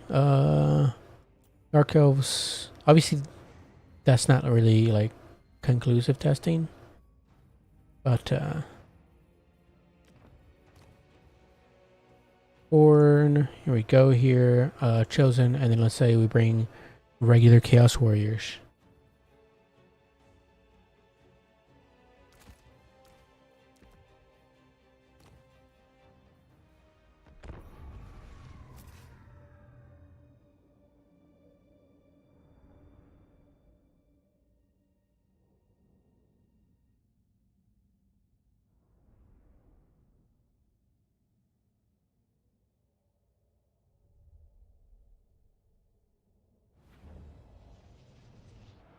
Tear on the breath.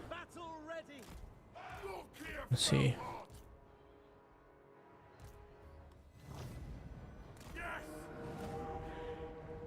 Be merciless. The Kraken rumbles. For riches and murder await.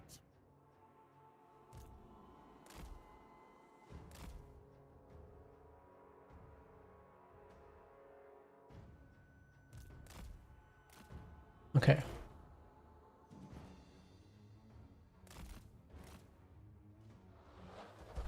There's a little bit of a heal here, so let me move up a bit. Okay. Obviously, this is an ideal choice, but say if you do it from, I guess I can't really because of the hill, so I'm just gonna have to do it from this angle. Chosen do not have fire resist. I'm surprised they don't, but yeah, they have 0 fire resist.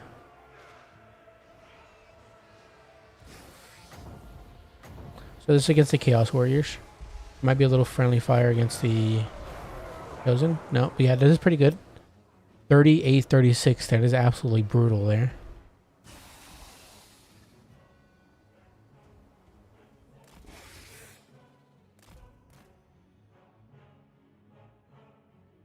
No, the spell just shouldn't help in that case. It is a... it doesn't count as a spell. Wait for that. Okay. It might also could have just been like the angle, I suppose, for that match. So let's see. On the Chosen.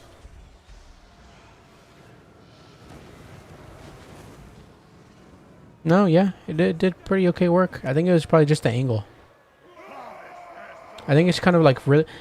my issue with the Hydras, with their breath attacks, isn't necessarily the damage. Also, I said they have 4 heads, but they have 4 extra heads. They have 1 single head. Anyways, the issue for me isn't their damage necessarily with the breath attack. It has to do with like land targets having breath attacks in general, like, are hard to set up, are really hard to set up because they're so janky. Like, it's just really hard to get a correct line of sight as opposed to like a dragon, which obviously you can do from high up above.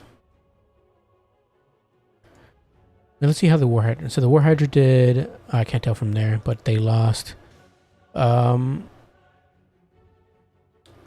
3,000 and around like 480, 29, 21 plus 3,021, about 3,500 or so damage. So let's see how the Black Dragon does. Yeah, the AP on the breath attack definitely helps there for the Hydra, but it's a lot easier to set up a breath attack for the Black Dragons than it is, I mean, for the dragons in general, than it is for land-based targets. Yeah, I definitely think the War Hydra should be able to use it in melee. I don't see why not. I think a lot of the land targets in general that have breath attack should be able to use it in melee. To be fair, I also think like the Hyro Titan, for any Tomb Kings players here, the Hyro Titan should be able to have a laser attack to actually like actively be able to use in melee. But yeah, I think that would help out a lot with War Hydras and stuff. That would like give them a solid difference from dragons. That would give them a, like a make the playing field a little even. 1 second. I'm just going to order something real quick.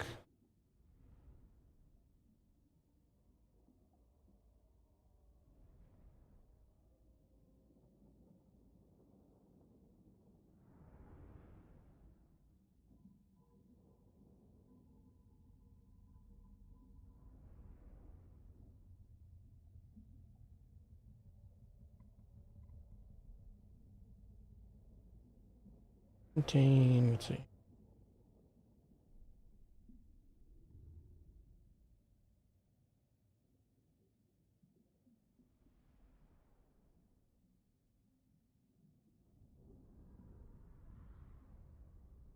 Oh my god, that's so expensive. Whatever.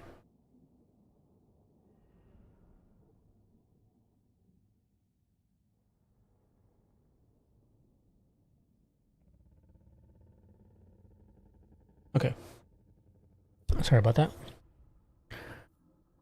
Well, they didn't. I got 2 breath attacks there on the chaos. I mean, I guess those are just breath attacks, so it's still. Pretty good value. Yeah, let's go back into the replays. Yeah, keep trying it out. Yeah, but I definitely think that'd be a nice, solid change to the Hydras. And also for the Elemental Bear, you know, just for any other land battle, or land fighting units with breath attacks. Not just like a long name for them.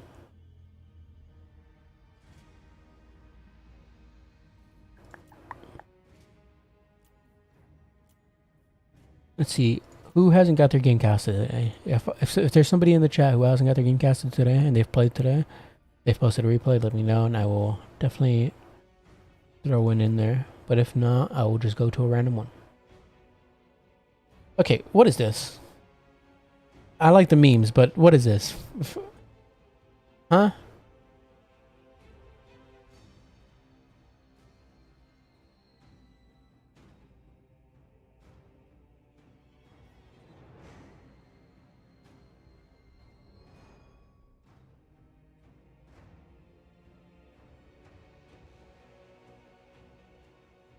Let me just check, make sure I didn't miss any replays. We have the third player, or the third, what is it called? What's the word for it? Third place game from Tato, which I think is this one. Yeah.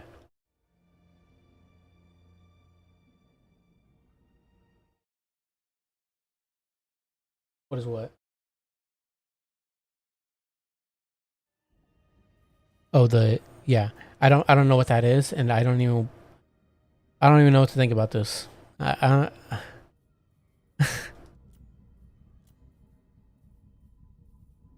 but let's cast the third player game, the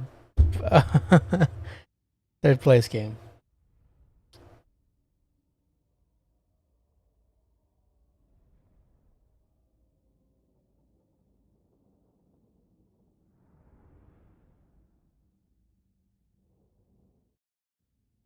One Beast of Nurgle is a meme. 2 is stupid.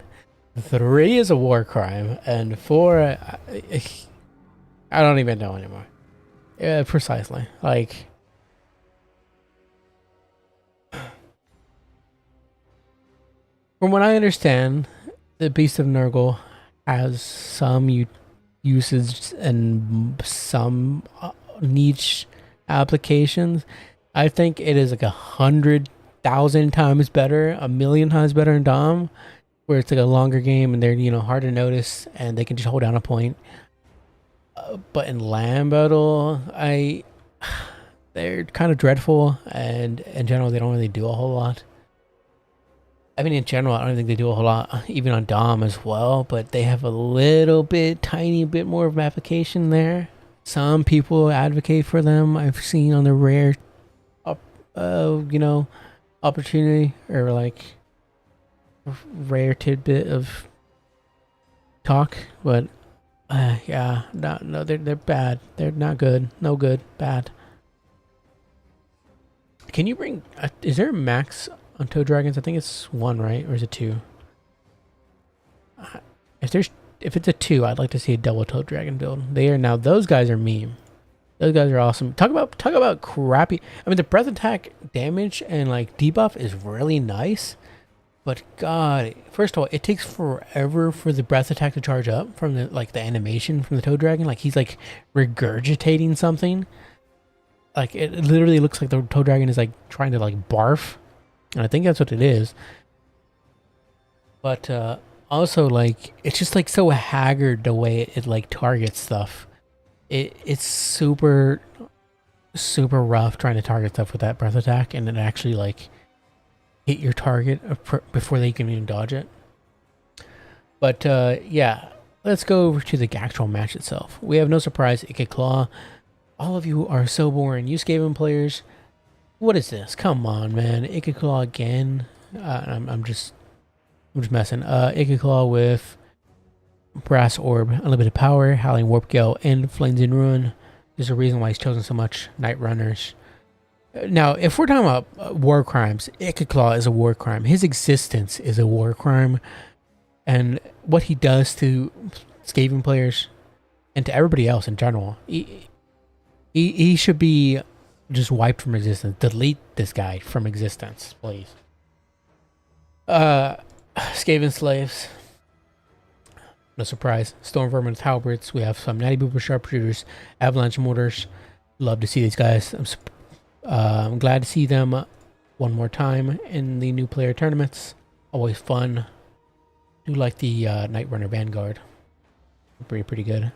We do have Astrogoth, a little machine man himself running around, you know, trying to make a name for himself. I mean, he does have a name.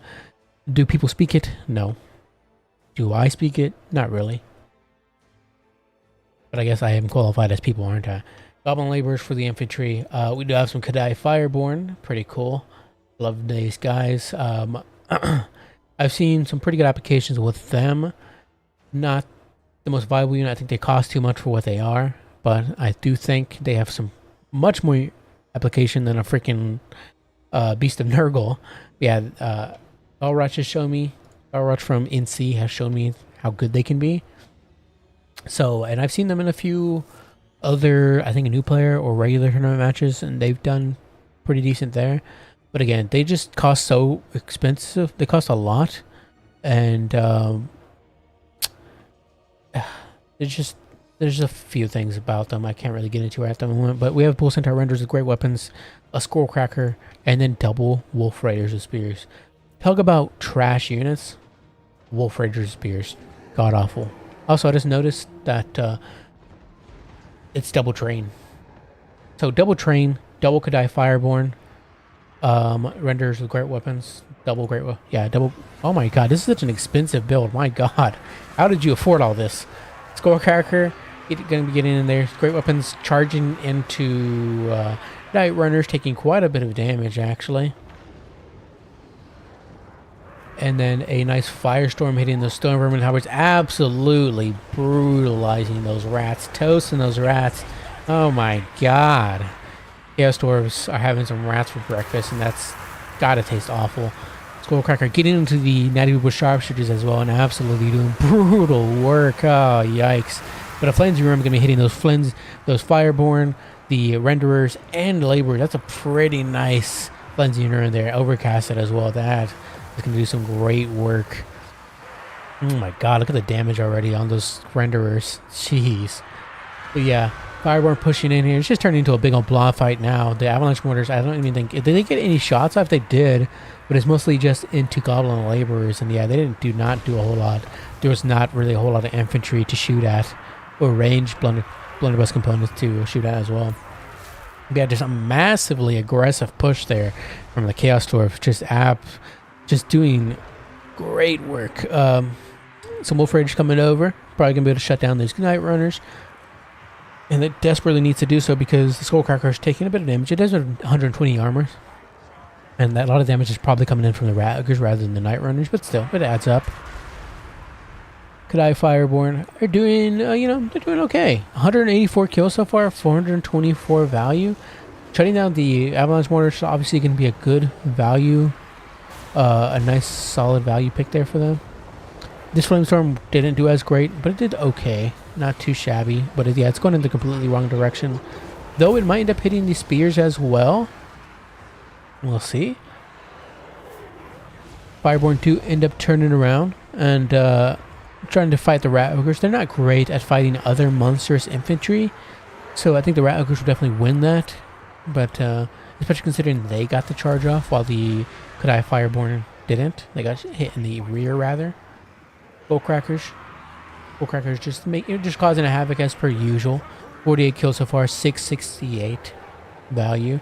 The Raiders are trying to help out here, but they're pretty trash. But they're good at chasing down any running away units, which there will be a lot of on the Skaven side. Hobgoblin Wolf Raiders do shut down those Avalanche Mortars completely, and they are down for the count now. Ichthys trying to save them, but it's still a little too late.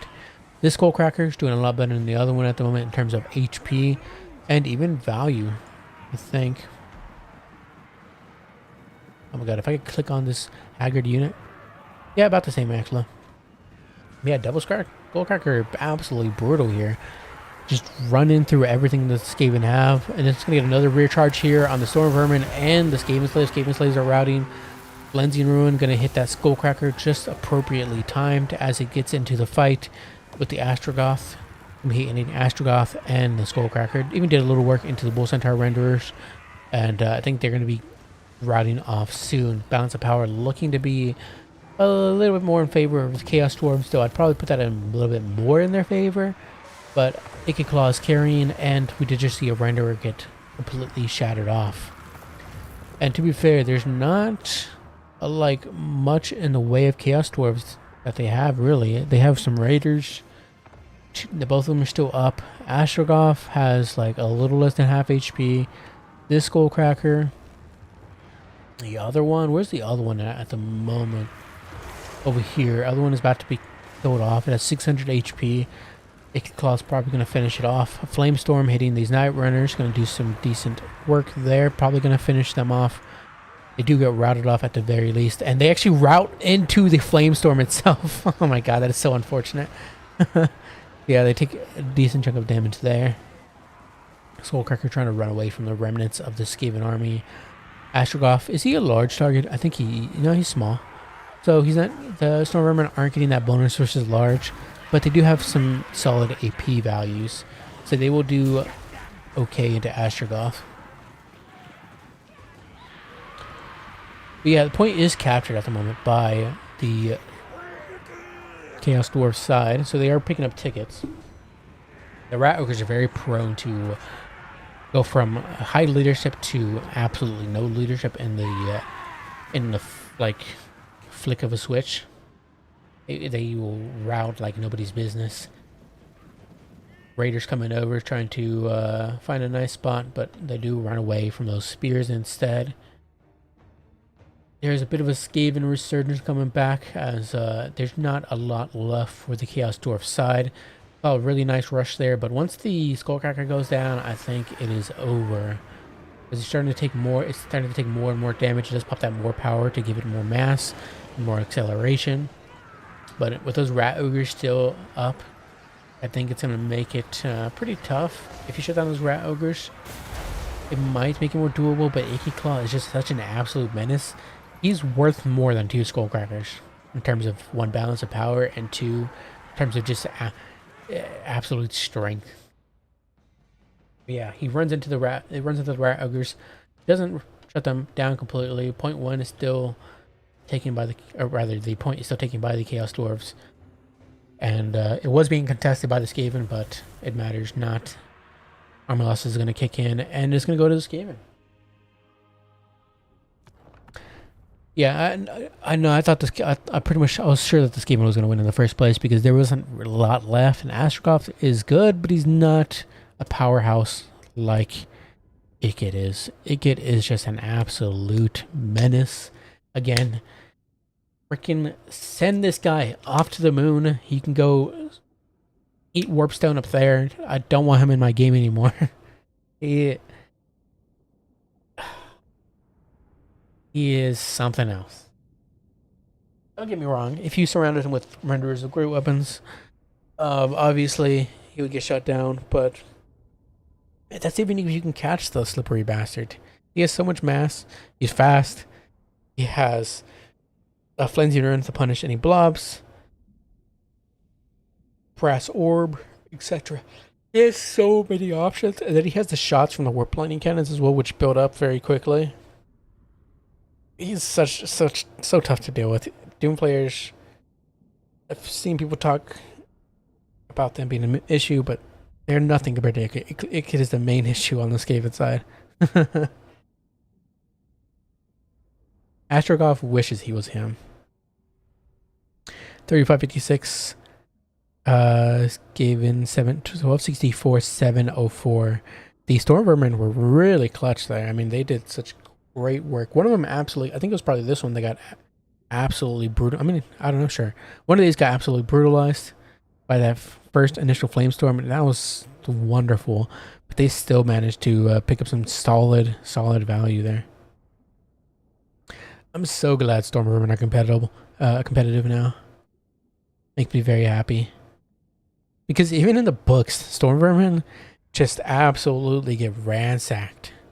Like, the amount of every time I hear storm vermin come up, the black furs, they just they get murdered like upon sight. They never do anything worth noting, which is such a shame because they're literally the peak of Skaven like hierarchy aside from the seers.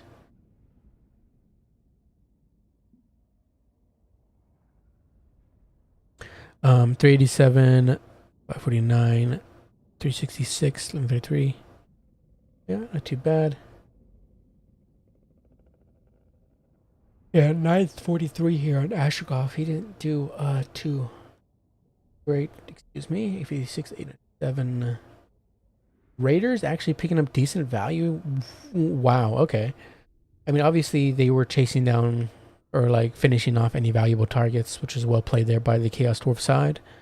But yeah, I never see them pay for it even close to themselves because they're expensive for what they are, and they just kind of suck.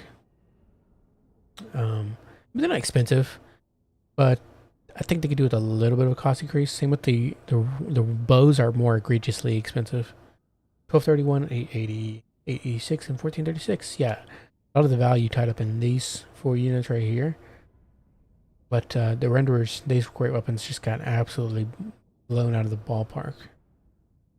Yeah, could I fire more cool there? I like them. 270 kills is nice to see.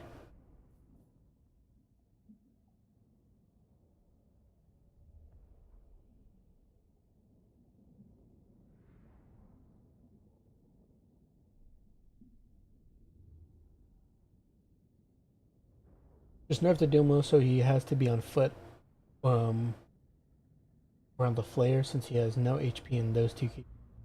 Also on foot he has a ranged flamethrower attack, which is yeah. And the flamethrower attack he gets on foot is like super cool. And then he does like this whole like spin moves, and then he has like some really cool animations on foot. But you never see that nowadays. It's just Dumo. And yeah, I definitely think his Dumo amount or just I don't know, maybe his I don't know. So many parts of him could probably need a nerf.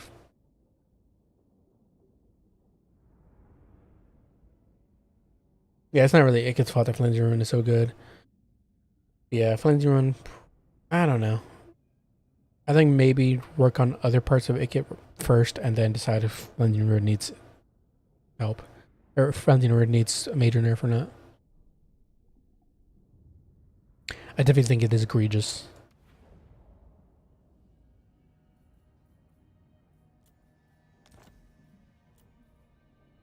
Oh, where was it?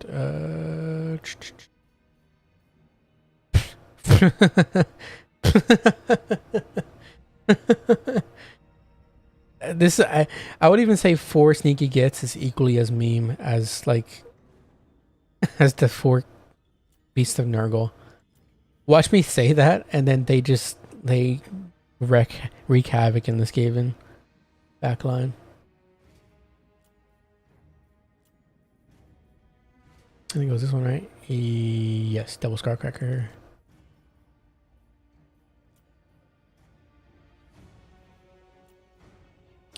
Do we really want to watch the 4 Beast of Nurgle build? I don't think we can. Can we? I mean, Tarmoran is in there, which is cool. You never see him.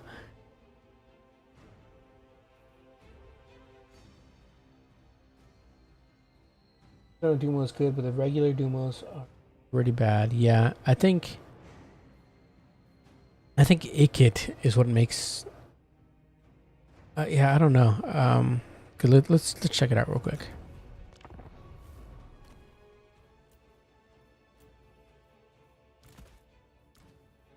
So Ikit on his Dumo, and then you have a normal Dumo, which obviously they're pretty much the same. The only difference is that like Ikit has a lot more missile strength. What is Jesus? Look at that missile strength difference with his little shots there. My yikers!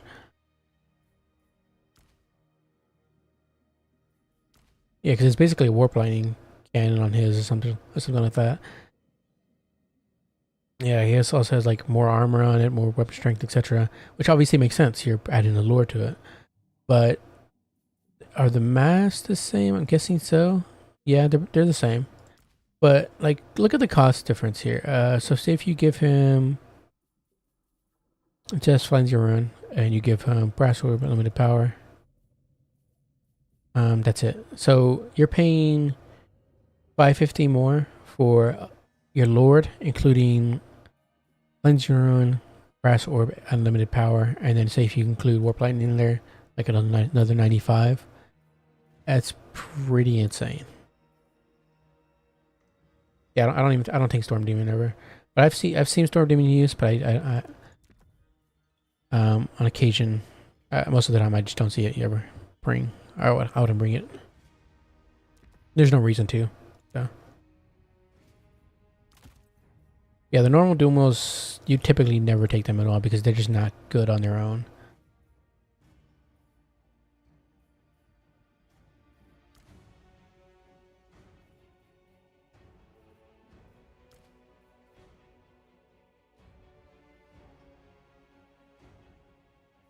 I think the main issue why the Doom Wheel mount is such a problem for Ikiclaw is just because the massive amount of mass that the Doom Wheel gives him, and not only that, the speed on his mount.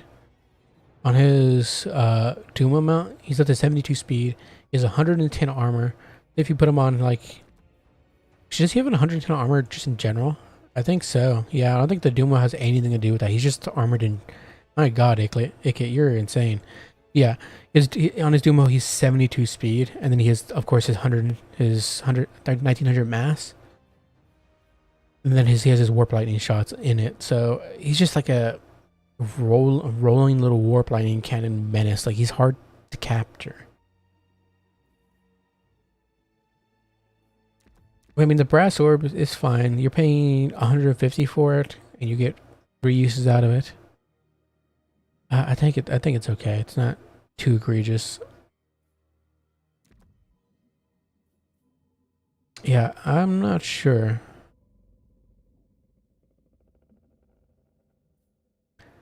I think obviously it's not Ikit's fault that Flintine Rune is as insane as it is. But if Flintine Rune was nerfed, would you still see Ikit? Probably.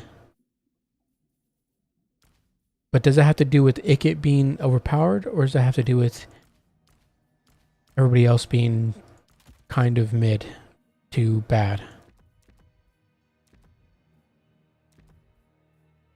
Because Throt was okay in Warhammer 2. It's just he only has 45 armor, so he's very prone to missiles. Does he even have, like, he does have a bonus versus large from Creature Killer. He does have remote air, 2300. I don't know. He has regen. He has decent leadership.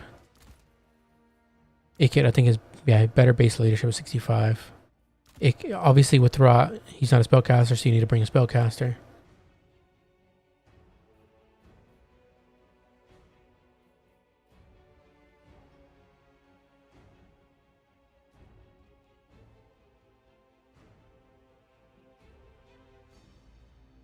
I'm pretty sure the max single entity, is it not? I mean, for all I know, Shiryuki could definitely be right here. Is the max single entity like 5 or something like that? Does it not count as a rare single entity? Oh yeah, it doesn't count as a rare single entity. Yeah, so you have a max single entity of 5, isn't it? Or is it 4? Yeah, I think it's 4.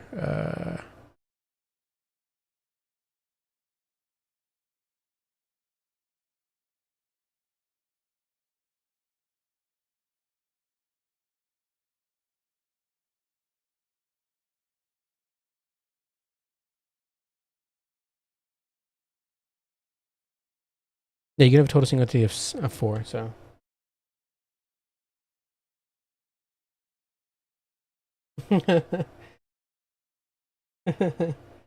More Forest Dragons, yeah. Yeah, that's how bad the Beast of Nurgle is. It doesn't even count as a racing entity. Obviously, there's other reasons for it, but aside from it just being bad, there's more to it, but we won't go into that. Just we can do Grand Cathay, yeah.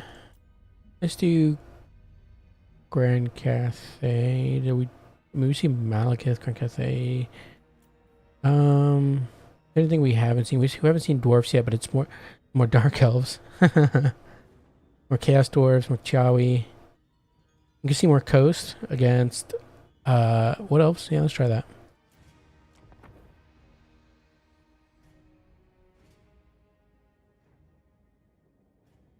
Yeah, I was talking about fruit rolls. But this tournament used fruit rolls today, didn't it? So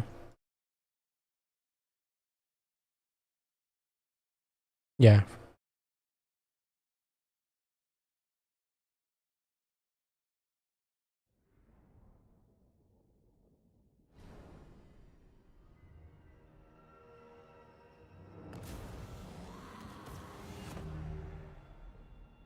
This game was the nail in the coffin for me.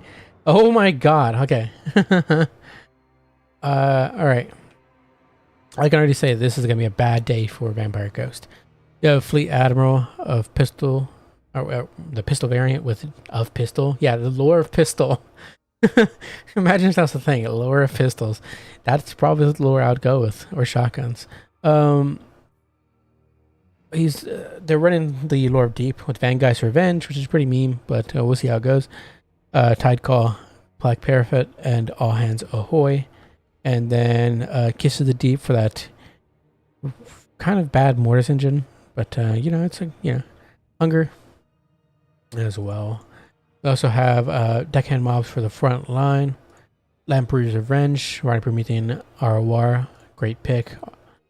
Deck Gunners, double Deck Gunners, which, knowing this map and knowing this map choice, I definitely would not have brought Deck Gunners. But, good luck. Sirens as well, on both flanks, they'll help fight any infantry from the Wood Elf side. The issue is obviously that they have a lot of magic missiles. So, and then of course magic, God forbid that. Yeah, that is it for the Vampire Coast side from what I can see. Oh yeah, we do have some Vanguard stuff. We have the Night Terror Mongol ROR, which is Vanguarded way too far off, unfortunately. But yeah, they are here. They're okay. They have Frostbite, 100 versus infantry, decent AP, really, really low armor. So if they get a charge from like Wild Riders, Blade Riders, etc., they will get butchered.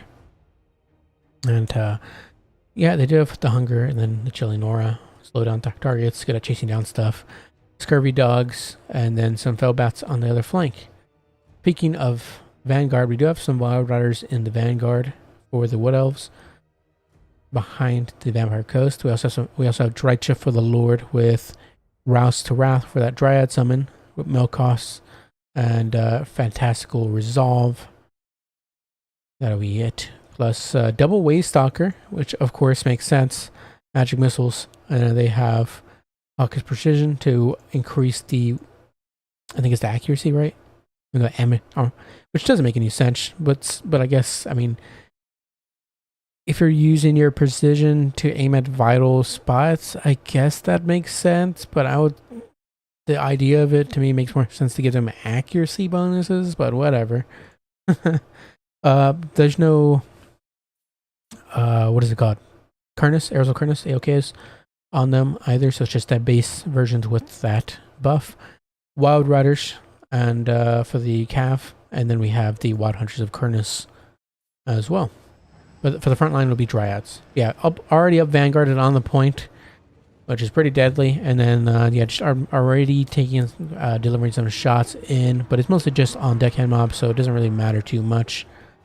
But yeah, right off the bat, we're going to see the Wild Riders charging in. You gotta get on top of those Deck Gunners there, and the Sirens try to stop them a little bit, but yeah, those Deck Gunners are going to be shut down very, very quickly. The Deck Gunners are so incredibly weak, and that's why I don't like bringing them against factions that have fast cav, fast options, especially ones that can Vanguard behind you. Tough. The Deck Gunners are gone, but Fellbats gonna get on top of those Deepwood Scouts The other one should probably be sent to the other Deepwood Scout instead. We also have a Tide Call hitting those Deepwood Scouts and doing some okay work. They're really spaced out, so it doesn't really punish them that much. These Wild Riders do end up getting shut down, luckily. The other one needs to be dealt with as well, which I think has already been brought back to the front line as they got a rear charge on the Fellbats.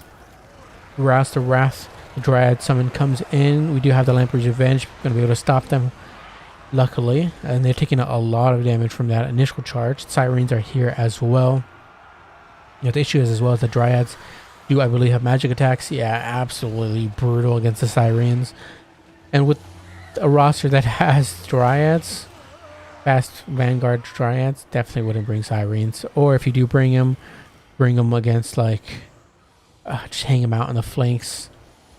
I'm not sure. Yeah, just the Sirens are not great here. They do get a charge here on the Wild Riders. They do that charmed debuff on them, but they already have decent enough melee stats as it is with Frenzy, so it's not too bad of a detriment for the Widow side.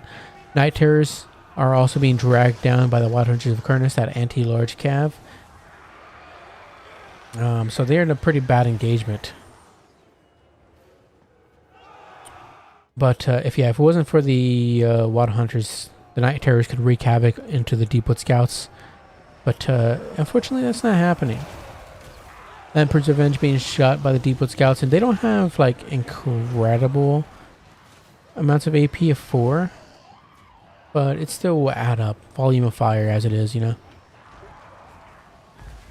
But they do get a mill cost as well, slowing them down and, you know, doing a little bit more damage. Deck Gunners completely shut down now, all vanished, and we do see a Vanguard's Revenge, baby, hitting all 3 of these Deepwood Scouts. That was beautiful. Well done there. Really good job. Yeah. I'd love to see it. I was hoping we would get one off of this game. But yeah, we do see the Wild Riders dragging down those Night Terrors. And definitely the Night Terrors are gone, unfortunately.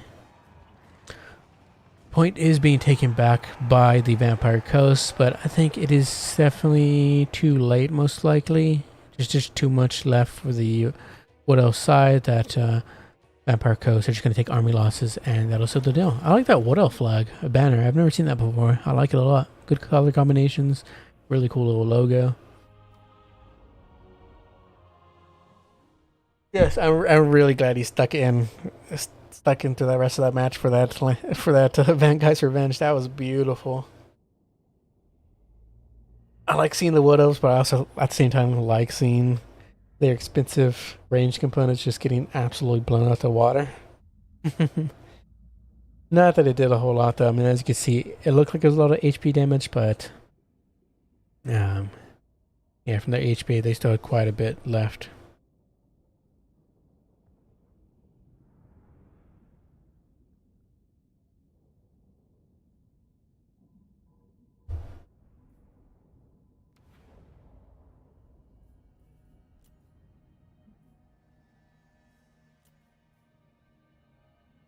This is the first time I ever played Wood Elves. Yeah, I mean, don't worry about it. That's pretty tough. I mean, I definitely would probably bring Depth Guard.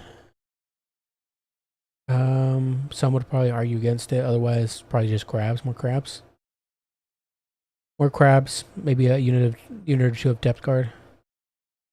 No Deck Gunners, depending on the map, especially. Like if it's a flat plains map, then yes. Otherwise, if there's any sorts of hills or anything like that, if we would not bring the 3 of them. You're on plains, I'd probably just bring maybe 1 or 2.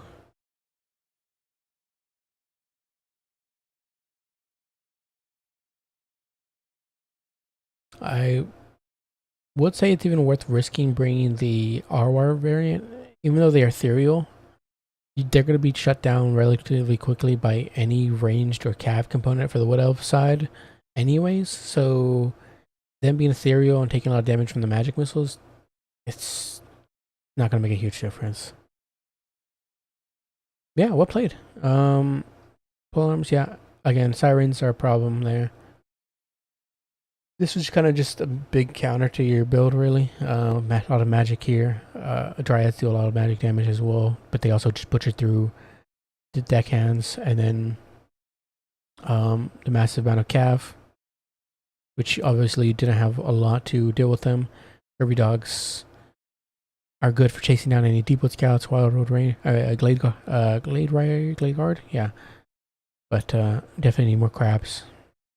The night terrors are okay, but they're just too expensive and they aren't really worth it. I've heard Strat, I think, or somebody say that they were good. I just can't remember who it was. But I don't really care much for them. Let me see. Where was that game at? I can't see.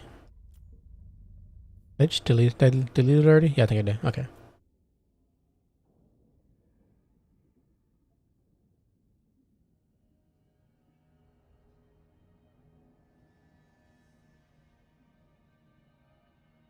I didn't know you could get Vanguard behind your army either. Yeah, on certain maps you can. It completely depends on certain maps. That's why you have to like. I mean, you can't even see in the map setup thing either. Like, you literally can't see anything. I wish it would tell you what you could like the Vanguard points on the map. You have to get into game to actually like see them, or like you have to know about it beforehand. Which I definitely think these like, little map previews need to be overhauled, because they do not provide enough information at all. Yeah, don't worry. I played against I played against Raced, like in ODM Loopy's Trials of Assyrian tournament recently, like a month, maybe 2 months, 3 months ago. I'm not sure, but I completely forgot about what else. Just being a Vanguard faction. I brought ogres and I bought like triple lead belcher, and as you can imagine, that turned out incredibly poor for me. I think we played on, what was it? What map was it? I don't remember, but basically it was a map where they could spawn right behind you. And yeah, as you can imagine, my stuff got shut down very quickly. Yeah, that's a good idea. If you see a map that's listed in the tournament pool, load into it before the tournament and see what it's about. Because again, this is not, the map previews are not useful at all.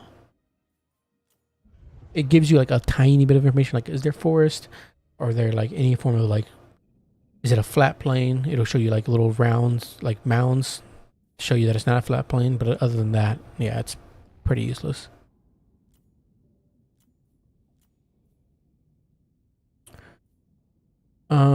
Let's see. So we have Slave, Cuban.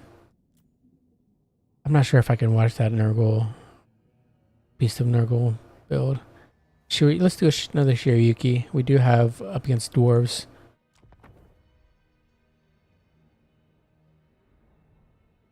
Don't stress it, Anon.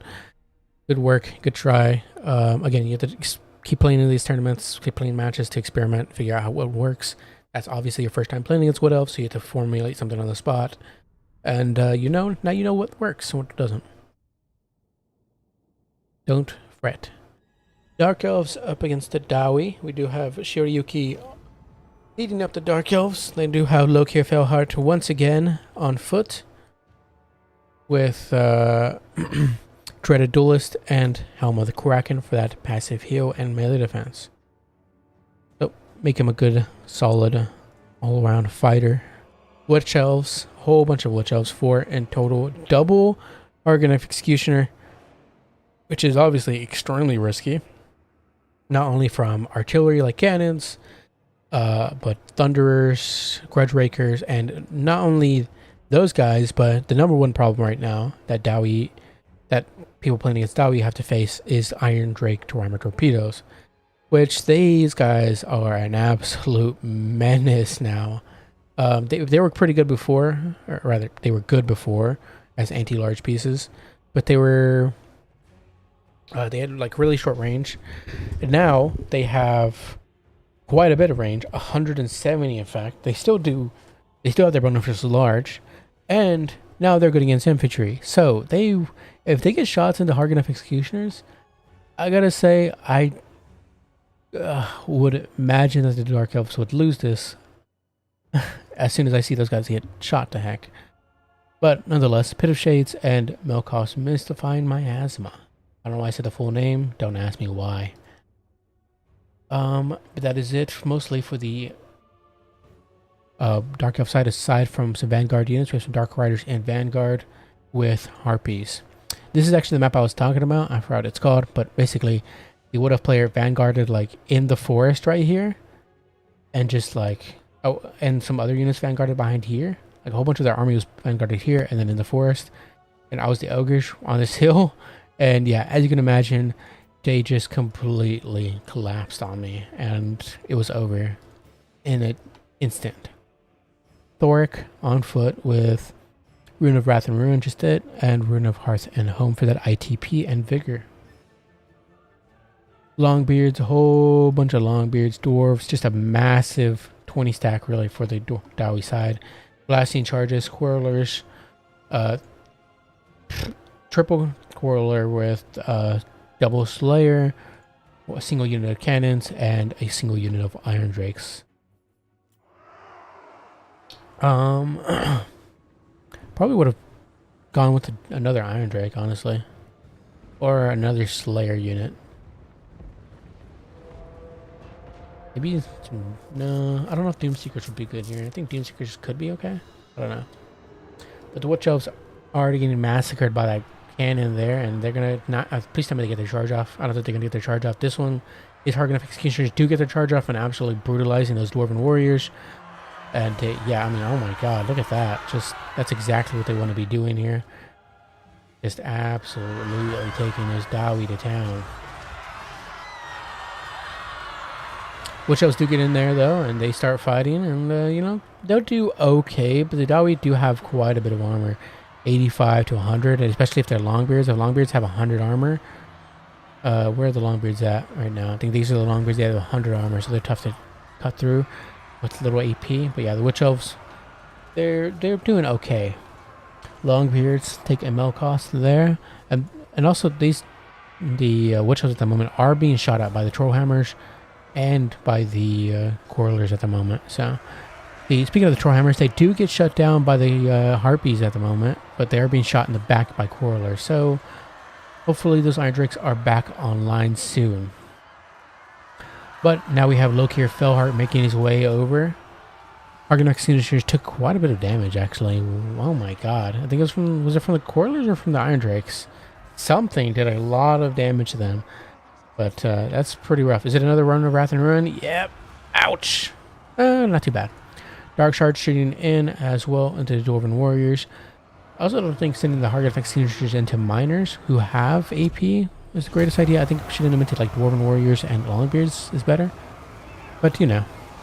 Pit of Shades hitting the Slayers and the Quarrelers is going to do some decent work. They have 25% special boost, 35% spell resistance, so helps out a lot in that engagement. Dark Riders absolutely just being murdered here by these Slayers. Jesus, as you can see.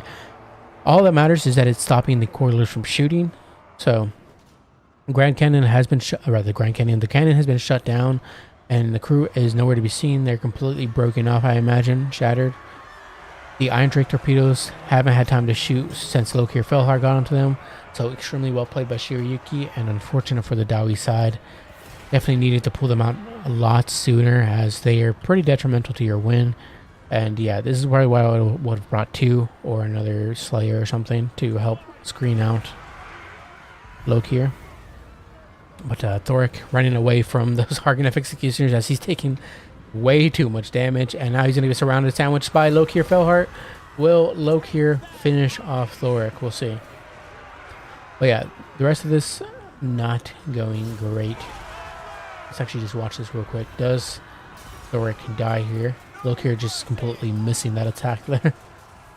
In fact, almost probably killing one of his own Harganeth Executioners.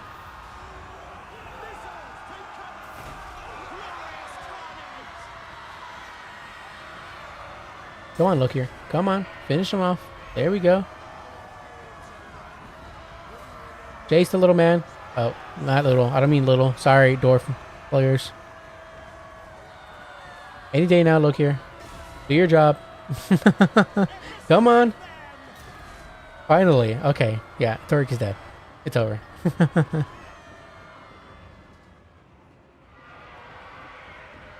Armor doesn't matter to the crazy naked ladies. I think you're right. 137 kills, 684 value. They have decent, yeah, they also have decent AP, 11 AP, plus bonus infantry of 8, so. And then poison as well, so. And not only that, but Whisper gives them another 50% AP, so. Yeah, they can, yeah, they could do some good work.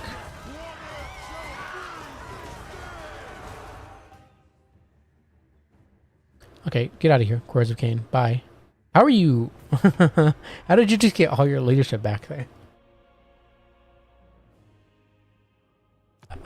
I wouldn't say gave him a chance. I think it made. I think Lokir made it too much of a game.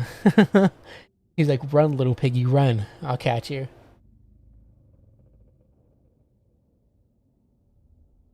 He's like, "I'm gonna get you." I'm just kidding. I'm gonna get you. I'm just joking with you. Calm down. And then he comes in for the final strike and kills him. Just tormenting poor Thoric. 743, 502. To be fair, Thoric deserves it. He's a grumpy, grumbling bastard. Yeah, Witch Elves did great. Especially these two. 1041 and 1031, excuse me, and 847. Yeah. Witch Elves are pretty nice apparently against dwarves. 1400 value there for the Hargan Executioners and 1092. My god. Yeah. Shutting down those Core Hammer torpedoes was really essential. As they could have done a lot of work in the Harganeth. 618, 729, Dark Shards did good stuff. And well played using your Harpies and Dark Riders. Good job. Yeah, definitely more Slayers. Less Longbeards. There's too many Longbeards, man. I don't know why there's so many there. Also, the Grape Weapons don't serve any utility. Just drop them. More Dwarven Warriors. Dwarven Warrior, Miners with Blasting Charges, etc. Everything else, let's see, 457, Slayers did good. Armor Torpedoes got a whole whopping 175 value. Cannons got shut down very quickly. Yeah, that's what I was thinking, like, maybe playing with the spray a bit, just trying to, like, just tease him a little bit. I'm gonna get you. No, I'm not kidding. I'm just kidding. I'm gonna get you. You know, just putting Thoric in fear of ever having to face him again. Like, that's what you get for facing the Kraken Lord. He's gonna make your life a living hell. Yeah, if he brought more blasting charges, or rather, if they brought more blasting charges, that could have been very, very scary for you. Because those Witch Elves, ooh wait, man, those blasting charges would have farmed so much values out the Witch Elves. And they can even do okay work into armored targets as well, into the Hargan of Executioners. Not only would it be doing damage, but it'd be disrupting their charge, giving the Dwarven, I mean, it disrupts their charge, so they don't get, like, their proper charge off, and it gives the dwarves time to countercharge as well. While your, models are trying to get back up from their blasting charge volley.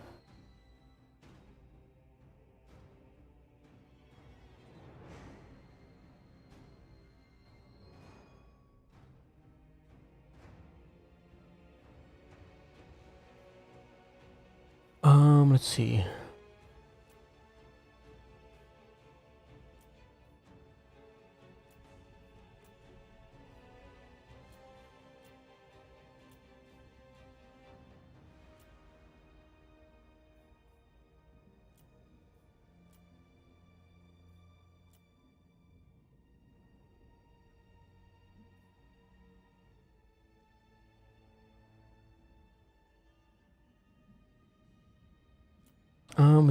We have a lot of Dark Elves this game.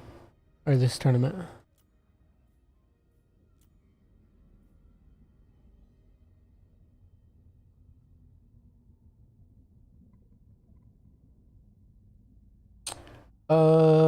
We'll do one more. Let's do one more. Let's do Warriors of Chaos versus Skaven. Seen a lot of Skaven this tournament as well. Dark Elves and Skaven. Prominent.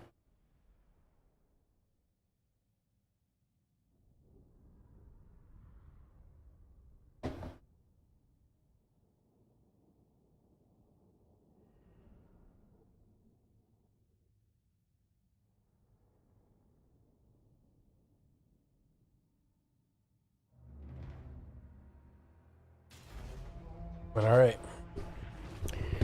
We're going to see the Warriors of Chaos, led by the annoying Valkia, who won't shut up. Spear Slapnir with Demon Shield as well. For the rest of the army, Marauders. We do have triple armored Chaos Trolls, or was it just two? I think it's two. Yeah, it seems to be just two. Double armored Chaos Trolls. They can help, that armor can help mitigate a lot of the missile fire from the Skaven side if they bring Night Runners, etc. But rattling guns, or like say, rattling guns, what the heck? I mean, Night Booble Sharpshooters, etc. will pierce right through that armor very quickly, very easily. But do they have any missile resistance? I don't think they. Yeah, they have the regen. They have 110 armor. They're pretty durable. I don't really see a reason to bring them in this matchup, honestly, but we'll see how it goes. Hellstriders and yeah, double Hellstriders plus some Horsemasters as well. Or is it triple Horsemaster? Or is it triple Hellstrider? Just double. Okay. I can't count for some reason today. Yeah, Marauders. Is there any chosen today? Nope, just some Chaos Warriors. Some plain old Chaos Warriors. And then we have a Chaos Sorcerer of Shadows with Pit of Shades, Melkoth's Number Pendulum, and the Withering, plus that Scroll of Shielding for that ward save. Where'd all that like money go? Is it all into the Chaos Trolls and the Outstriders? I guess. Interesting. For the Skaven side, we do have Deathmaster Snitch himself with Deathmaster Sigil, his concealment bombs, which are free. Royal of Weeping Blades for that little spin around 360 attack. That 180 attack, excuse me. Or is it 360? Yeah, 360. He does like a little circle of it, yeah. You know, he's a little anime rat. Plague Monks, Clan Rats, some more Clan Rats, Skaven Slaves, Eshin Triads. This is a very unorthodox build from the Skaven side. Eshin Triads, more Clan Rats, and triple Rat Ogre plus some Poison Wind Mortars, and then we have some freaking Warpfire Throwers. Double Warpfire Thrower. Like, what are you doing? Not only do you have Rattling Guns, so you're already memeing, and then you have double Warpfire Thrower, you're extra memeing. But honestly, I like the Warfire Throwers like 100,000 times more than freaking Rattling Gunners. Rattling Gunners just blow. Warfire Throwers actually have some application and can do good work, I suppose. And then we have a single unit of Doomflayers. What is this Skaven Slave doing? What the heck is it doing? Oof, nasty pendulum hitting that plague, hitting both Plague Monks, in fact. The mortar is on fire at will and shooting at the freaking shooting at Valkia for some reason. Doomflayers are being kited a bit by the Horsemaster. Definitely don't want that to happen. Don't chase after this, please. Thank you. Even with their 90 armor, still not worth it. Outriders going into the forest to help mitigate any damage, range damage they take. Those mortars hitting the Marauders and the Rat Ogres, or really rather the Chaos Trolls, excuse me. Do some okay work. Skaven Slaves being sent in as sacrificial lamb to give time to the rest of the Skaven side to do other work. Spear Slapnir hitting those Rattling Guns. You have the Warfire Throwers shooting in at the Valkia for some reason. I don't know why. She is also being hit by the Rattling Guns, but again, they can't do anything. Please take your mortars off fire at will, or send, or have them target something else. I'm begging. Why are they shooting at Valkia? And stop having the rattling. No, this is awful. Prime target right here. Freaking trolls. Then we're gonna need some friendly fire in. Yeah, we're gonna get friendly fire. Skaven, good old classic friendly fire. Yikes. Oh no. Yikes. Oh, that just absolutely nuked my FPS, but my god, that is hilarious. We're just getting a charge in here on these Marauders, kicking them apart, punting them away. And then we're going to see a brutal pit of shades here just absolutely punish this weapon team blobbing. Yikes. No good, no good, no good. This is looking very bad for the Skaven side. Doomflayer's pretty beat up. They have 6 models left. But the Plague Monks should, once they get into combat, actually do some decent work into the Marauders. That's exactly what they want to be shooting at. Warfire Throwers shooting in at the Hellstriders. And getting some nice little flank shots there. That's nice. It also surprised them with that burnt leadership, causing them to rout as they fight the Rat Ogres. These Horsemasters get caught out as well. Nicely played by the Skaven side. And Poison Wind Mortars need to find a spot to shoot at. Please tell me they're shooting at something. There we go. They're finally targeting something. Thank you. Shoot at those blasted Chaos Warriors. Take them away. Deathmaster Snitch, kill Valkia. Thank you. Let's see those Poison Wind Mortars hit those Chaos Warriors. Do they do any damage? These are your like glass cannon AP unit range units, and that's what they do. That's the damage that they do. That's pretty haggard, I gotta say. I recall them doing so much more damage before, but look, this is just pitiful. What is this? Okay, now it's starting to add up a little bit. There we go. I think it's because of Weeping Blade. I'm not sure, but something there helped out a lot there. Warfire Throwers are still up and shooting. My god, how? How the heck are they still up and shooting? Up to 38 kills so far. Doing more friendly fire into the Eshin Triads. You know how it is. Rattling Gunners trying to shoot at the moment. What the heck was that? Line of sight blocked. Might as well just turn around and finish off these Horsemasters. But the Warfire Throwers are actually going to go over and start shooting at them instead. Is Deathmaster Snitch still chasing after... Where's Deathmaster Snitch at? He's right here. We do get a nice volley there. Absolutely roasting some horses. Oh my god. The last samurai charge. Did they make it? No, they don't. They're gone. Warfire Throwers back online. They need to start probably shooting at the Chaos Warriors. Maybe get some side shots there. Could be pretty nice. Or you could just sacrifice the Clan Rat Spears and shoot at the shoot over the Chaos Warriors. But my god, what a back and forth game. Where's the Chaos? Look, we're doing pretty okay there. But now it's looking pretty bad for them. What a turnaround. Yeah, their Avalanche R-Wire does so much incredible amounts of damage. Like, the first few volleys off from the Avalanche Mortars, and you already paid for it, essentially. If you choose the right target, of course. Yeah, the Avalanche Mortars are just... They are the definition of glass cannon. They do incredible work if you can actually shoot anything with them. But point 2, I just noticed 230 tickets there for the Warriors of Chaos side. Even probably need to contest it here soon. Send over a Rat Ogre maybe, as you have triple here just fighting a Marauder for some reason. Just send one over real quick and capture that. It's still in the Warriors of Chaos favor. I mean, they still have, of course, quite a bit of time left. But, like 2 minutes. A little over 2 minutes. But, yeah. Not looking great.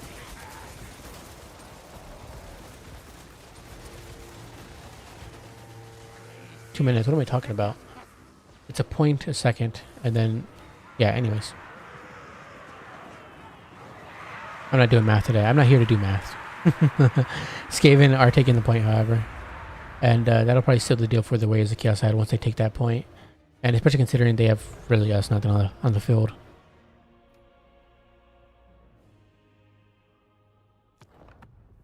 You can spend funds on army release from campaign, then you can get Doom rockets and multiplayer. Okay. Speaking of rockets, there's a wonderful overhaul mod I play. Most vanilla players will not like it, but there's an overhaul mod I play where they like add like the captain models to your units. I don't know if you guys ever like played tabletop or you ever played Warhammer 2 with the Euro. I think it's captain mod or whatever. Anyways, that overhaul adds like this overhaul adds captains to your units, and the one for the Skaven side for the warp fire is it for the Rattling guns. For the Rattling guns, it has a Warplock Engineer as a captain of the unit, and that captain shoots out little Doomfire rockets, which I think is so cool.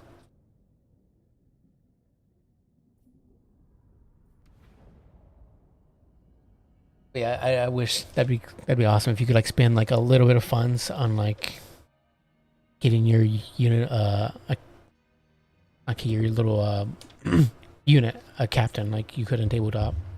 That could help allow with like leadership issues and stuff like that.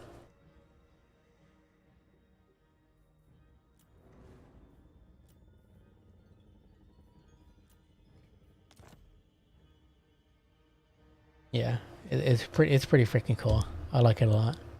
And then like in that same overhaul, aspiring champions for like the Warriors of Chaos and whatnot, they have a chance to turn into demon princes, like being transformed into demon princes once they're if they have like one model left and the one model is still fighting, they have a chance to turn into demon princes, and that's clutched me a lot of games in that overall. It's pretty fun. Like just imagine having a freaking demon princess. I mean, to be fair, it sounds egregious, but single entities aren't as powerful in that overall mod. So having a demon's prince just spawn out of nowhere and like vanilla obviously would be overpowered as crap and would turn the game around for you completely. But in this, single entities aren't as strong, so but it's still cool. Because aspiring champions, they're literally on the grasp, the right on the edge of turning into a named character, essentially, a demon prince, etc., by being blessed by the chaos gods. So it's pretty cool thematically. But all right, guys, I think that is where we will be ending it. Well played to everybody. I loved casting your guys' games as always. And well played again to everybody. Good job, guys. And I look forward to casting more of your replays. Thanks for hanging out, everyone. Thanks for watching. And I hope you guys have a good rest of your weekends. Thanks, Anand. Thanks, Alex, for hanging out. I'll see you guys next time. Bye-bye.